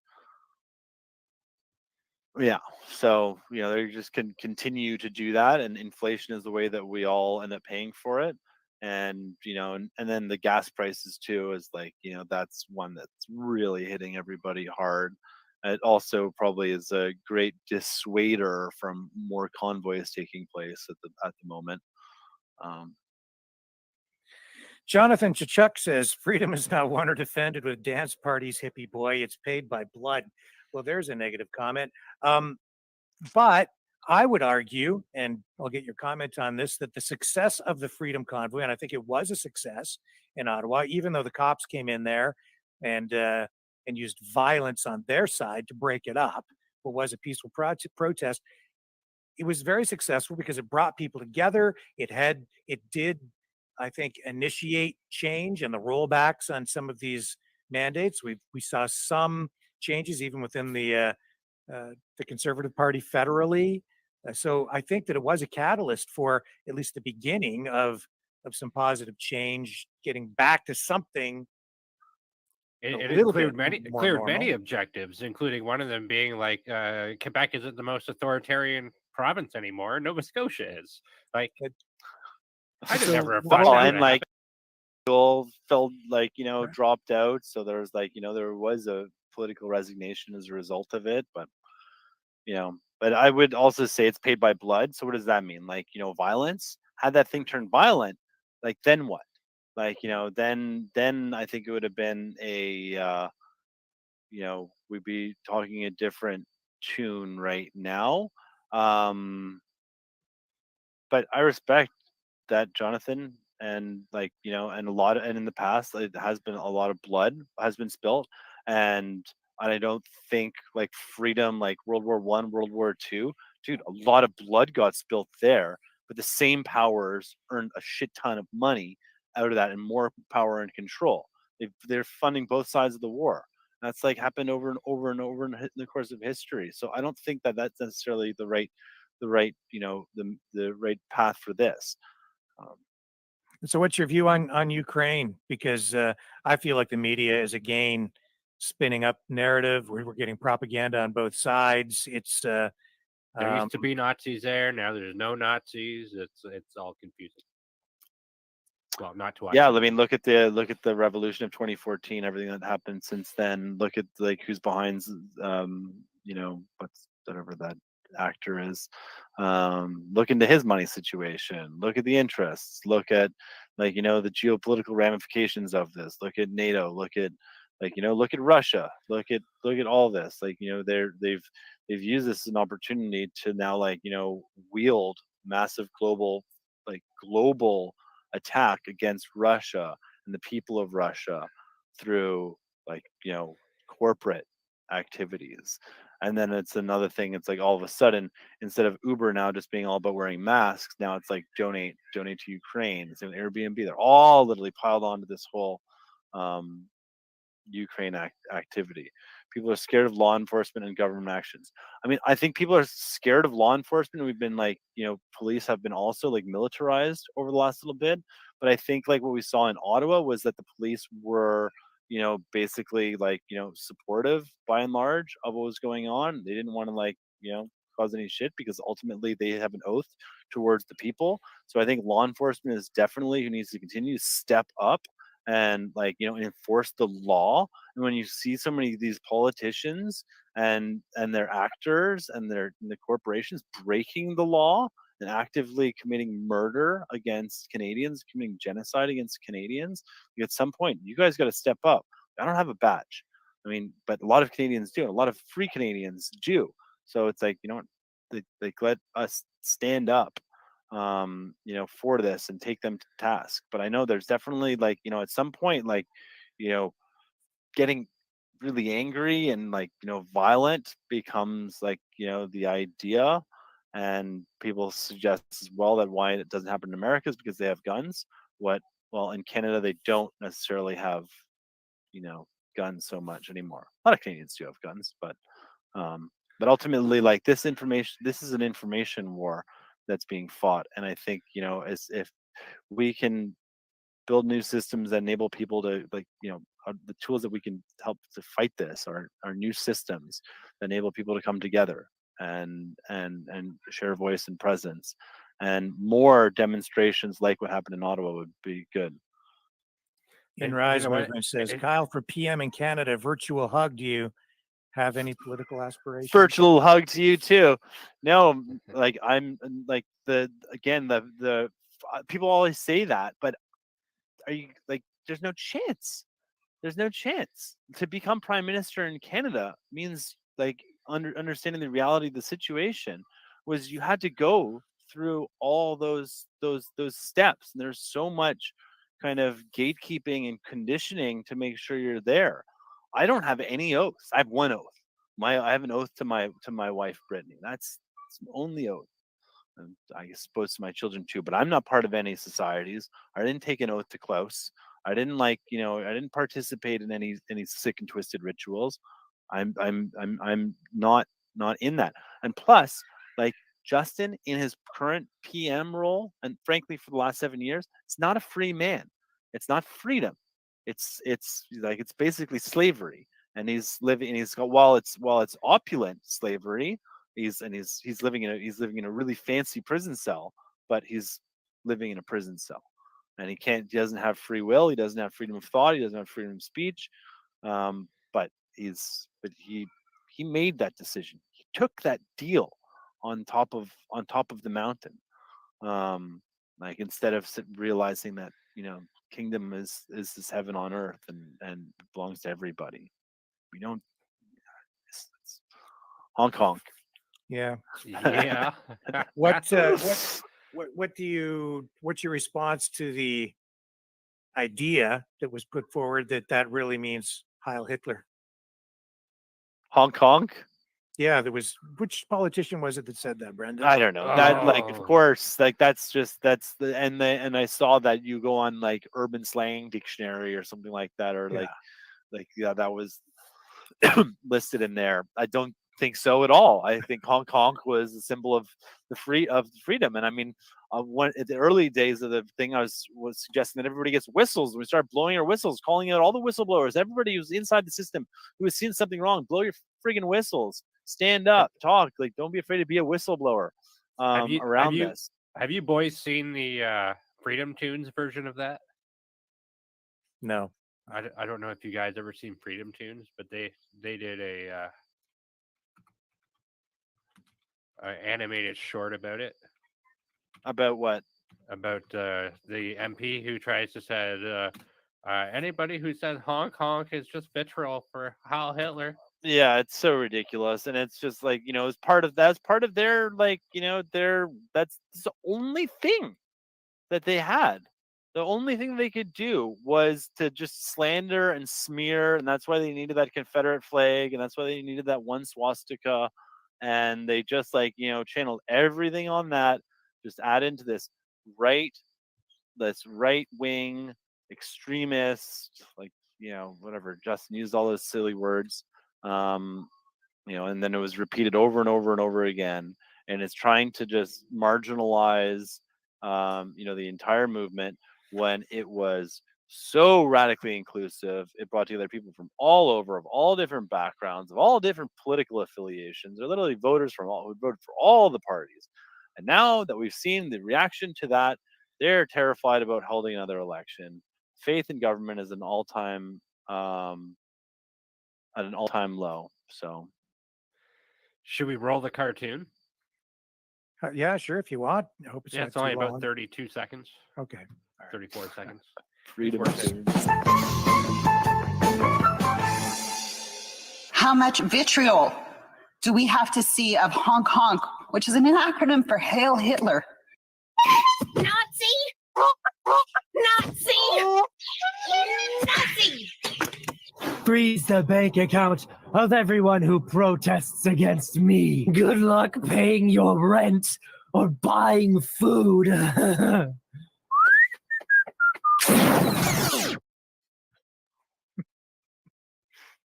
Good. That's I don't know. I'm a big fan of cartoons, so that was good. Good job. Create, keep creating in any way we all can. Murals, songs, cartoons, papers, books, exactly, tech, code, driving, growing. Like, it goes on and on. Everybody in their own ways. People are asking if we accept Bitcoin here, and we don't at the moment. I have Bitcoin. We could. I suppose we should. You can donate by going to freedomreporters.com or clicking the links in the YouTube, Facebook, and Rumble descriptions. We'll be on other video platforms soon as well. So you can donate that way. And there's also information on there to e-transfer, which you can do at Maverick Multimedia at mail.com as well, if you're so inclined. But even if you're just watching, it is free to air here or free online. And you can just support us by liking, subscribing, sharing, and clicking the notification bell. And Terry French says, my Catholic faith has gotten him through some really tough times. I can tell you that. I just thought maybe you'd like to comment on the arrest of pastors and what I think it's been a war on religion. Through much of this. What do you think of that? Totally agree. And I think, there's a war going on inside the religious establishment with for example, the Pope, getting full on board with this. I know that down here in America, the religious, I don't want to say scene, but community is very strong. I was at Clay Clark's Reawaken tour event a couple weeks ago. Oh man, it was awesome. Like General Flynn, like Clay Clark did like a 20-minute video, like going through like the whole agenda, and like they had Thomas Lawrence there, like Patrick Byrne there, like there's so many awesome people there, and it was just like big room, like connected, a whole bunch of pastors there, like yeah, there's definitely like a war on spirit taking place, and I don't identify like, as a Christian or a Catholic or a Muslim or a Jew or anything like that. But, I have huge respect. I believe Jesus shines his light on me every day. Like I'd say that with 100% certainty. And, but like, I think like, we need to have like, there is massive, there's power of spirit has been the one that like they can't kind of cut off. I think they're trying to. Some people are postulating that this gene therapy injection is going after, is trying to help cut out that access to spirit, which is very possible. They've been coming after our pineal glands for a long time. And if you don't know about your pineal gland, research it. Research ways that you can decalcify it, because that will help you get in touch with the multidimensional being that you are, and to be able to see more clearly and receive downloads from the ether. I've said here many times that I think they want to strip society of religion because our individual rights, as written in the Constitution and the Charter, recognize the supremacy of God. And if you take that out, it gives all the power to the state. Yep. And these guys that like they've churches burning in Canada. Are you kidding me? No mention about that. What? Yeah. Like how? What? Yes. Like I mean, we can like there's just no respect for Canadians, and like the same thing with like for white Canadians. All of a sudden you're like 80% of Canadians. Are you kidding me? Like you're making everybody feel like, I remember my mother, and she was like, "Oh, I need to feel guilty because I'm white." Like what? You have to feel guilty because you're white? Are you kidding me? She Don't said feel that to guilty. Don't feel guilty. Like this is ridiculous. You don't feel guilty. Like this is no. And don't feel sad for other groups. That's one of the other things is like, man, our government has done a really great job of making the indigenous communities or like the native communities or like, the people who inhabited North America before the European settlers arrived. They've done a great job of making them the victims and creating victim mentality out of them all. And that is not a place to succeed from. If your whole life you're told you're a victim over and over and over again, you're going to just start playing that role. F that. Stand up. Take your power back. Come together as a community. Honor your ancient traditions. Take back your sacred sites. Free the falls in Ottawa. Let's do it. Like, recognize we're all children of this earth. Let's not get wrecked by the skin color, hair color, eye color. Like, well, I think what happened in Canada last May was a total psyop, and I'm not going to be able to really delve into it on this show right now, but it was very much mass formation psychosis. Lauren Southern's channel has perfect explanations on it. You should just go there and educate yourself on it, but it was a total psyop. What do you mean by last May? Like the BLM? No, the Every graves, Child Matters, the Indigenous the Indigenous graves and everything with that. Like it was a total psyop. It was all designed to make everybody feel bad and yeah, exactly. It was like this and also to take that Canada Day like and just make it a sad day. And throw it in the garbage. Oh yeah, all and Canadians you should feel guilt.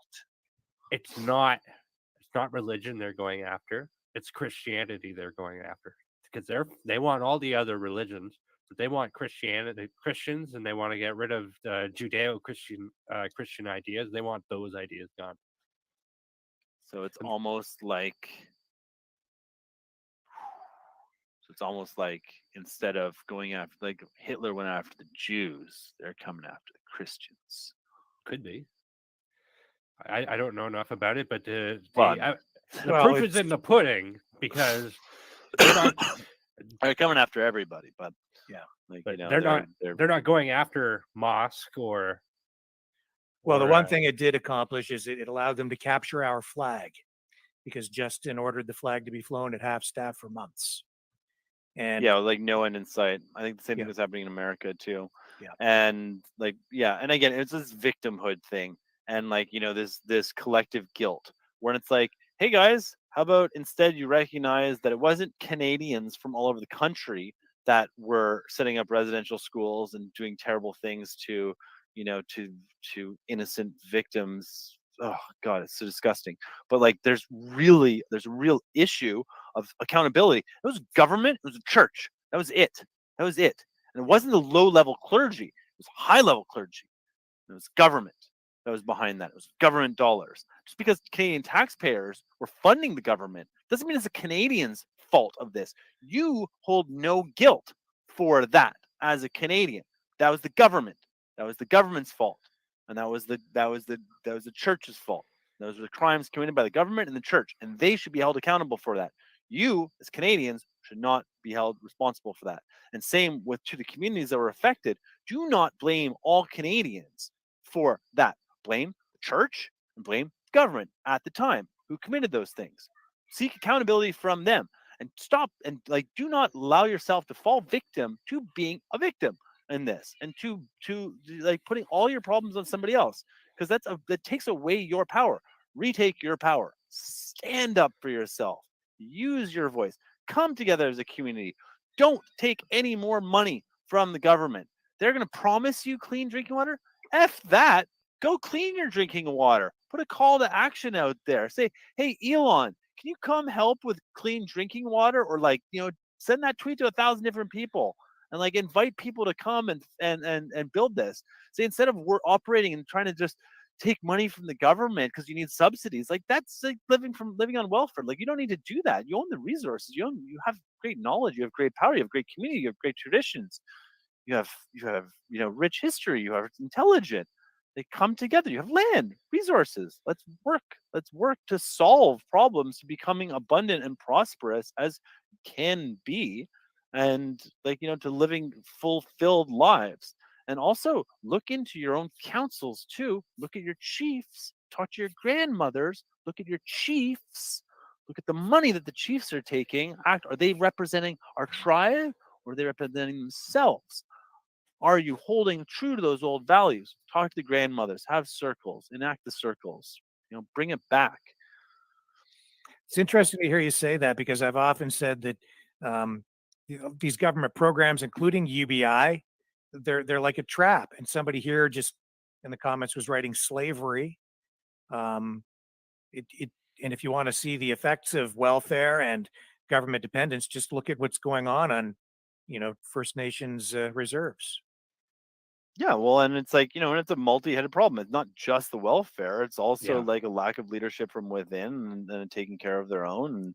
It's difficult living in a remote community, which many of these live millions of miles away from. And corruption and the government twisting these programs to benefit some of their, you know, the people that they owe favors to, or well, and like also like shutting down their ancient practices and their way of life, and like, you know, perverting it with like, you know, these Western ideals of like, you know, hyper materialism along with alcohol, which like, you know, I mean, alcohol specifically, like it's just, like, you know, be honest, like, you know, like natives aren't good with alcohol. Same with black people. Like, they're not good with alcohol. Like, and I know, like, see, like it's just clear. Like these bloodlines are not meant to do not deal well with alcohol. Europeans are very accustomed to drinking alcohol, and that's why it doesn't like affect them so nearly as strongly. But like, you know, it's because there's been like literally thousands and thousands of years of conditioning for like, you know, our vessels to be able to handle that. But others people that just do not handle it so well.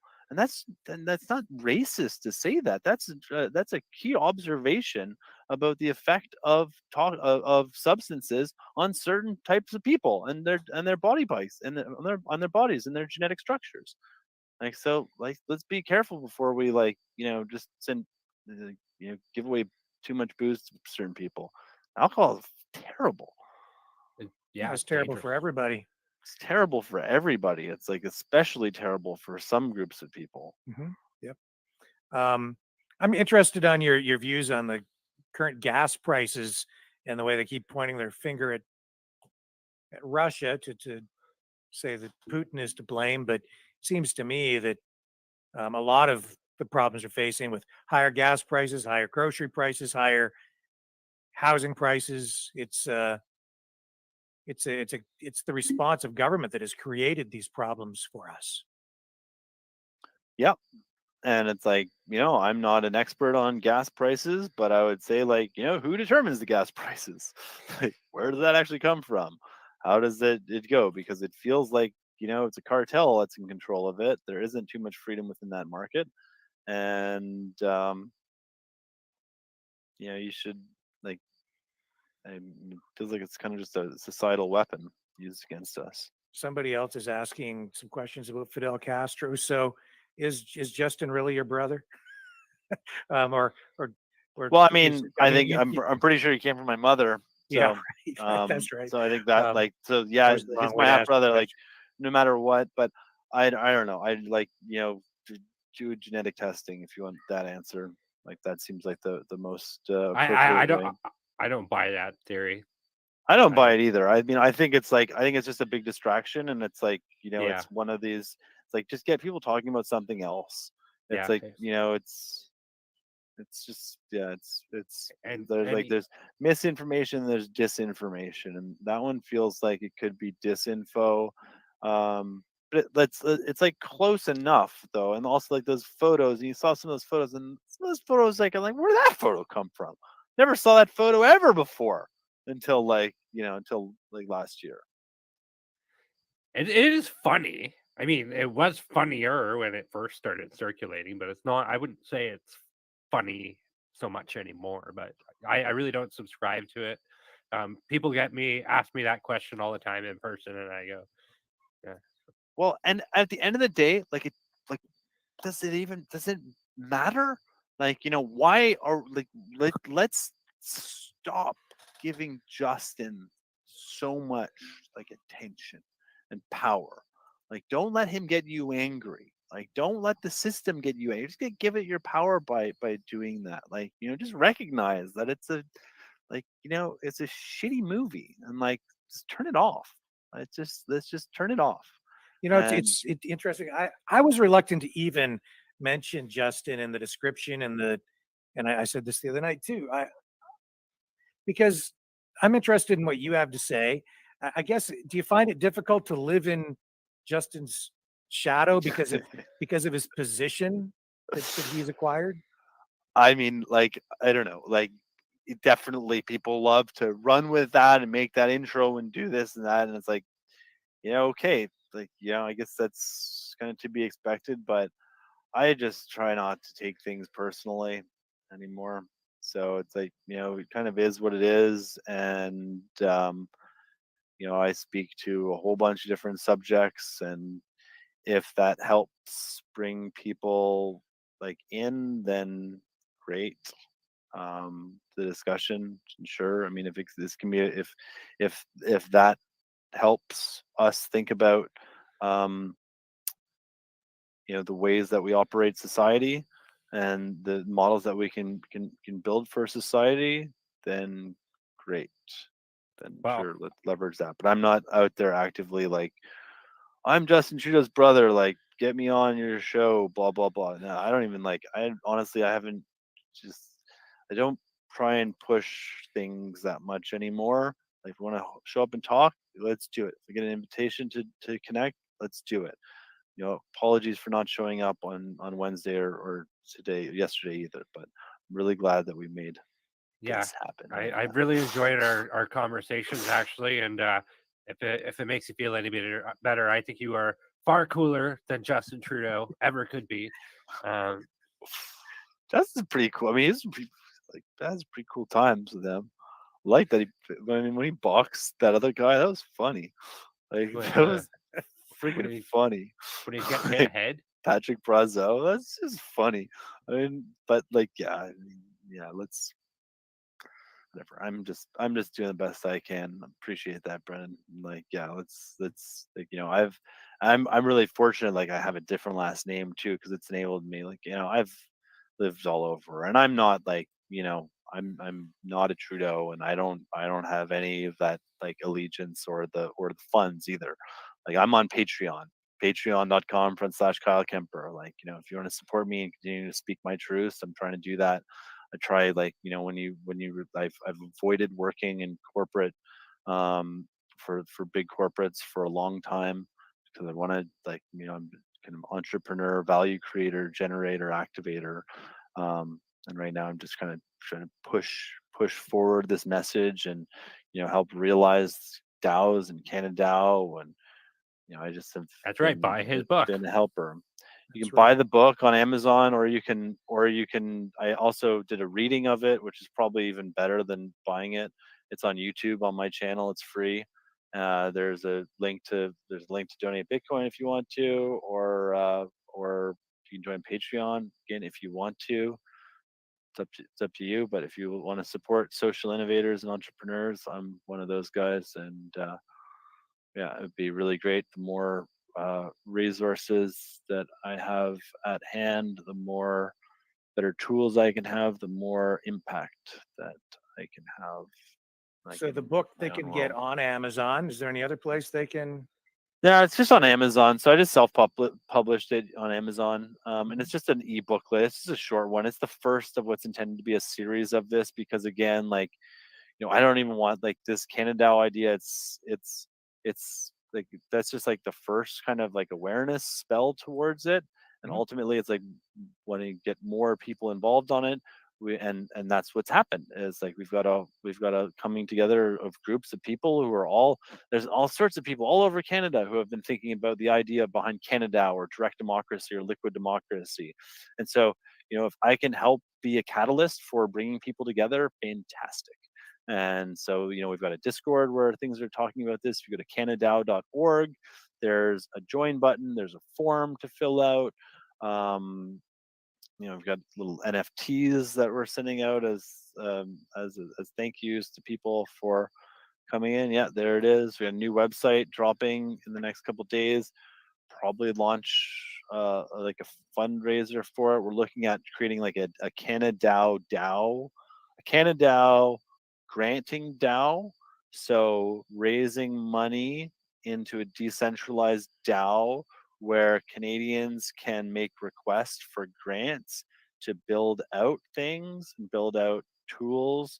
I think like polling and there's so many different things, but like, and also enabling Canadians to like submit their own proposals for, how they want to get engaged, and people that have been already on the project to be able to like submit, because we can get some funds. It makes natural sense that people contributing on it should be, having some sort of financial compensation for their time and energy towards creating this, because, this is a big deal, and we're not doing this, via like taking Bill Gates money or Klaus Schwab money or like corporate money or government money to create it. It's really clear that it's got to be people's support, really organic, no strings attached.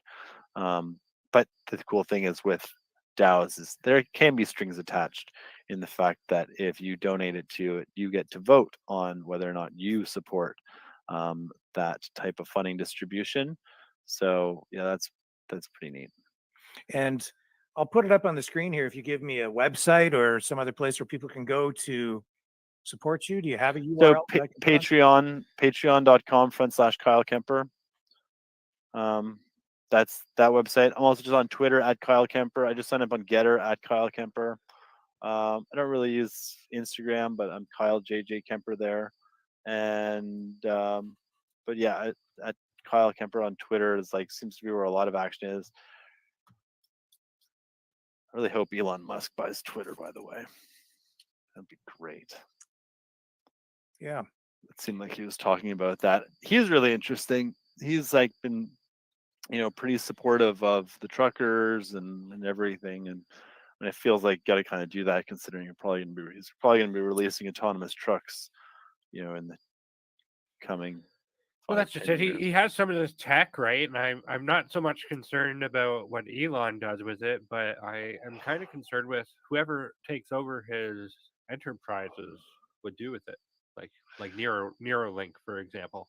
Yeah, but I mean, again, it's like, do you really think Elon Musk is like really in control of his own show? I don't. I mean, I think he's got like a lot of determination, but he's also like, I don't. only I one don't. person can only do so much. So it's like, but I don't think he's as good for everybody as the be. If that makes any sense. I agree.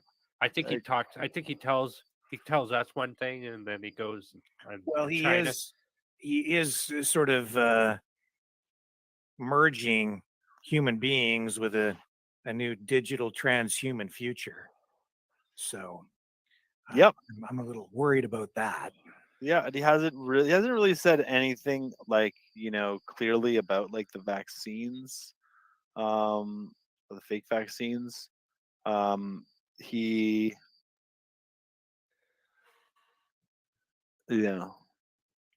but he issues some funny ass memes, and like, he's definitely like, he's definitely become like a bit of a polarizing figure, and I think by asking questions and having engagement, like overall, like, I don't know, that's like his method of radical self-expression, and it's pretty awesome. And I think Yeah, it he's is. really built some like, some really amazing tech, and like, I think Teslas are really cool cars. There's definitely threats to riding in a computer, but I like gas cars myself, but whatever, each their own. Like, I think it's brought a great amount of value to a good many people. So, yeah. I don't want to keep you too much longer, but do you have any further thoughts on transhumanism and the experiments that he's doing right now to connect human beings digitally to expand our minds and work toward what some people would say would be immortality through a digital existence? Interesting.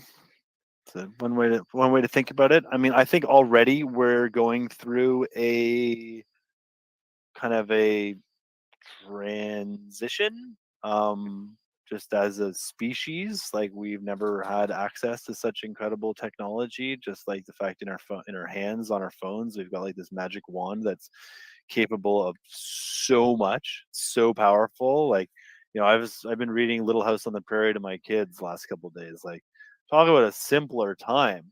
Like, oh man, like simpler, like, much more kinetic time. Like, but now it's like we're all like bombarded with so much information. We have so much access to knowledge and to good and to evil and to, like, to everything. So it's like we're in this stage, like with respect to, like, the trans, like, like integrating technology into people's bodies.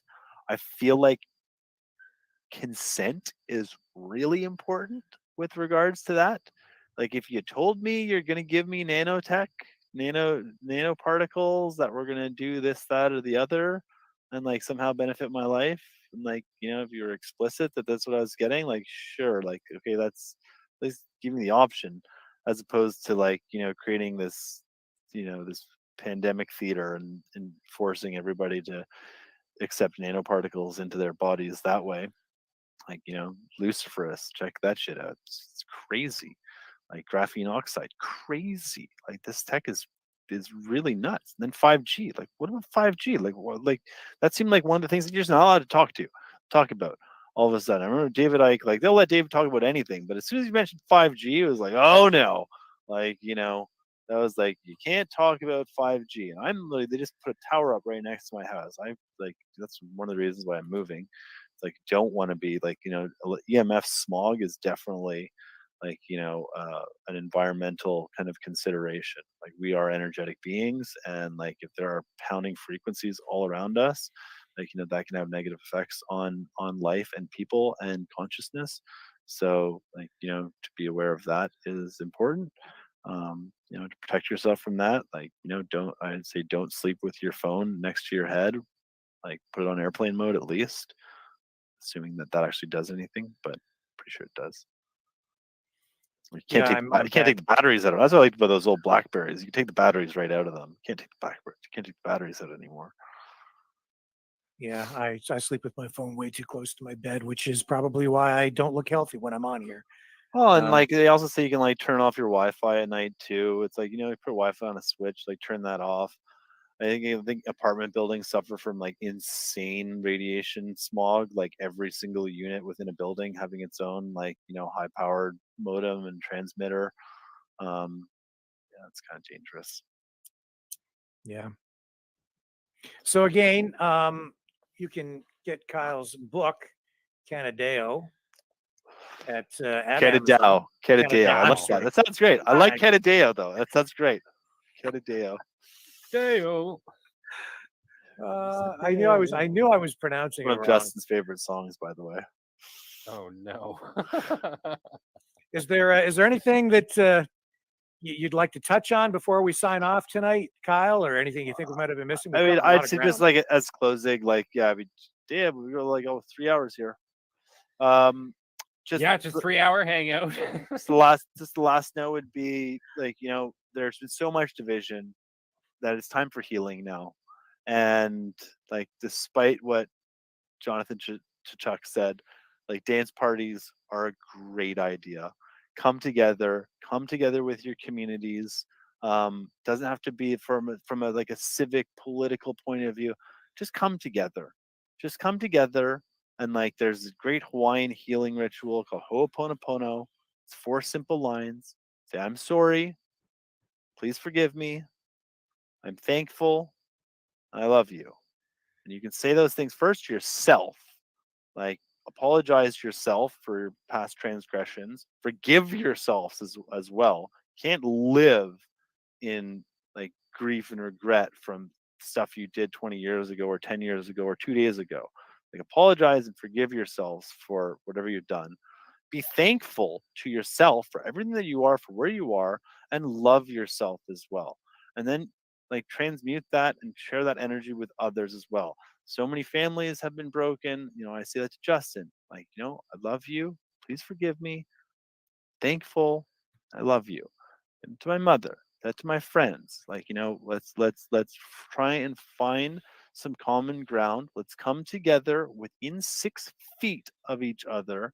Let's share in our heart energies. Let's connect openly. Like, leave politics out of it. Just play, celebrate, dance, like, whatever it is. Like, like, find, like, we need to go through healing and some kind of grand unification of spirit, because like, they've been like, whoever they are, these groups or just the forces of darkness, are trying to divide, trying to create fear, uncertainty, and doubt. Fear is like really our only enemy.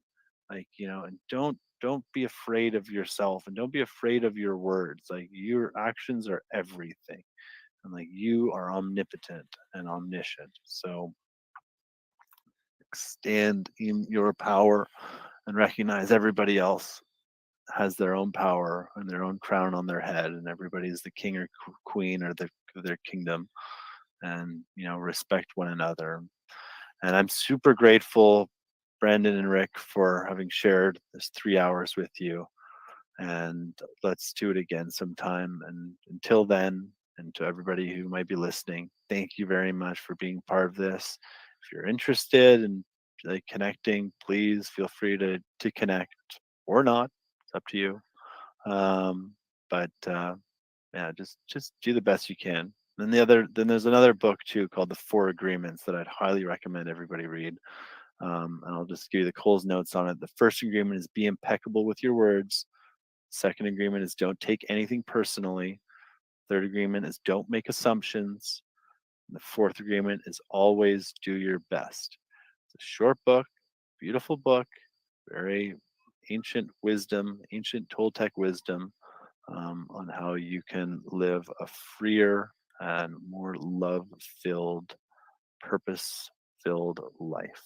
So appreciate you guys. Thank you so much. Appreciate you as well, sir. Yes, it's been an absolute pleasure. Yeah. Me too. Yeah, I'm forever in your gratitude for this talk here, and yeah, I'm coming away from this a much better person. Yeah, it's been a privilege. Oh, bless you guys. My pleasure. Let's just go forth and enjoy the rest of this glorious day, and know that the sun will go down and the sun will come up. All right, and there you Keep have breathing. it, ladies and gentlemen. Kyle Kemper. Buy his book, Canadao. I finally got the name right. Yeah, And, Canadao. It's a Canadao. booklet. It's really short too. It's only like 20 pages. It's just, and it's like, yeah, I mean, or you can, I mean, honestly, by listening to this and listening to some of the other stuff, and you can listen to it online, just drop in this concept, percolate this concept, think about it. Like, think about yourself and how you can paint, be that artist that you are. Yeah. Okay. I'm going to go be with my kids now. Thank you All so right. much, guys. Thank you, An Kyle. insane Thanks, pleasure. Kyle. All right. Amazing. Okay. Take Bye. care. Bye for now. And that was awesome. That was great. Yeah, it was I think that was probably my favorite interview so far.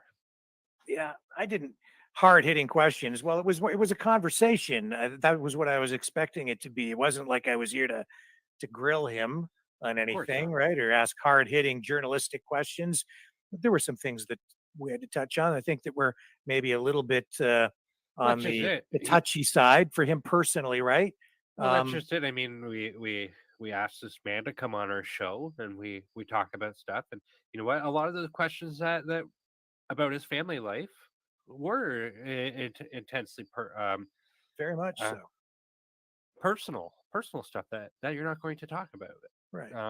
And it's gracious of him to come on and share his time with us, because he's not in public office. He's not seeking election, right? He's not beholden to anybody. No, he's awesome. I was so looking forward to the conversation, and it was everything that I had hoped it would be. And we covered so much ground, so many different topics, and there's a lot of wisdom in his words, I think, tonight. So yeah, I'm grateful. Very grateful as well. No, it was a good score. Great evening tonight, Rick. It's been an absolute pleasure being here with you. Yeah, there were some things we didn't get to touch on tonight, folks. I'm sorry we didn't get to it, but Kyle was awesome. We didn't really get to talk much about Joe Biden being in Poland and his address, but maybe we can touch on some of these things tomorrow and get caught up with some of these other stories. But we did mention them, but we didn't get to dig into them as deeply as we normally would. But I think that's okay, because tonight I think we got a lot more depth on a lot of important subjects by going into things in more detail with Kyle. Yeah, I agree. And I mean, Sundays are usually the slower news day anyway, so we get caught up. We can get caught up tomorrow. Yeah. So we'll be back tomorrow, folks. If you do want to support our work so we can continue to have these kinds of interviews and bring the kind of guests on of the caliber that we have with tonight with Kyle, you can go to freedomreporters.com. Let me just find that banner. There it is. Freedomreporters.com. You can donate there. You can click the hot link in the YouTube, Facebook, and Rumble descriptions. It'll take you right to the donation page, or just type in the URL, freedomreporters.com, and you can donate to support our new journalism right there here on the Maverick News Channel. And I'll throw it over to Brendan for some absolute final thoughts before we leave you this evening. Well, we've had a lot of interesting discussions today, not only about the Prime Minister of Canada, Justin Trudeau, but we've also had excellent discussions about Bitcoin, creating alternative societies, living outside of the realms of tyranny and the government, and looking for positivity outside of those things. And it's been a great pleasure to bring everybody on this ride and this discussion this evening. My name is Brendan Kennedy, the co-host for Maverick News. I'll see you tomorrow. And I'm Rick Walker, also with Maverick News. We are the Freedom Reporters. We are the antivirus program for your mind. We'll be back tomorrow night, 6 p.m. Eastern Standard Time. Same bat time, same bat station. Catch you on the flip side. Thanks, everyone, for throughout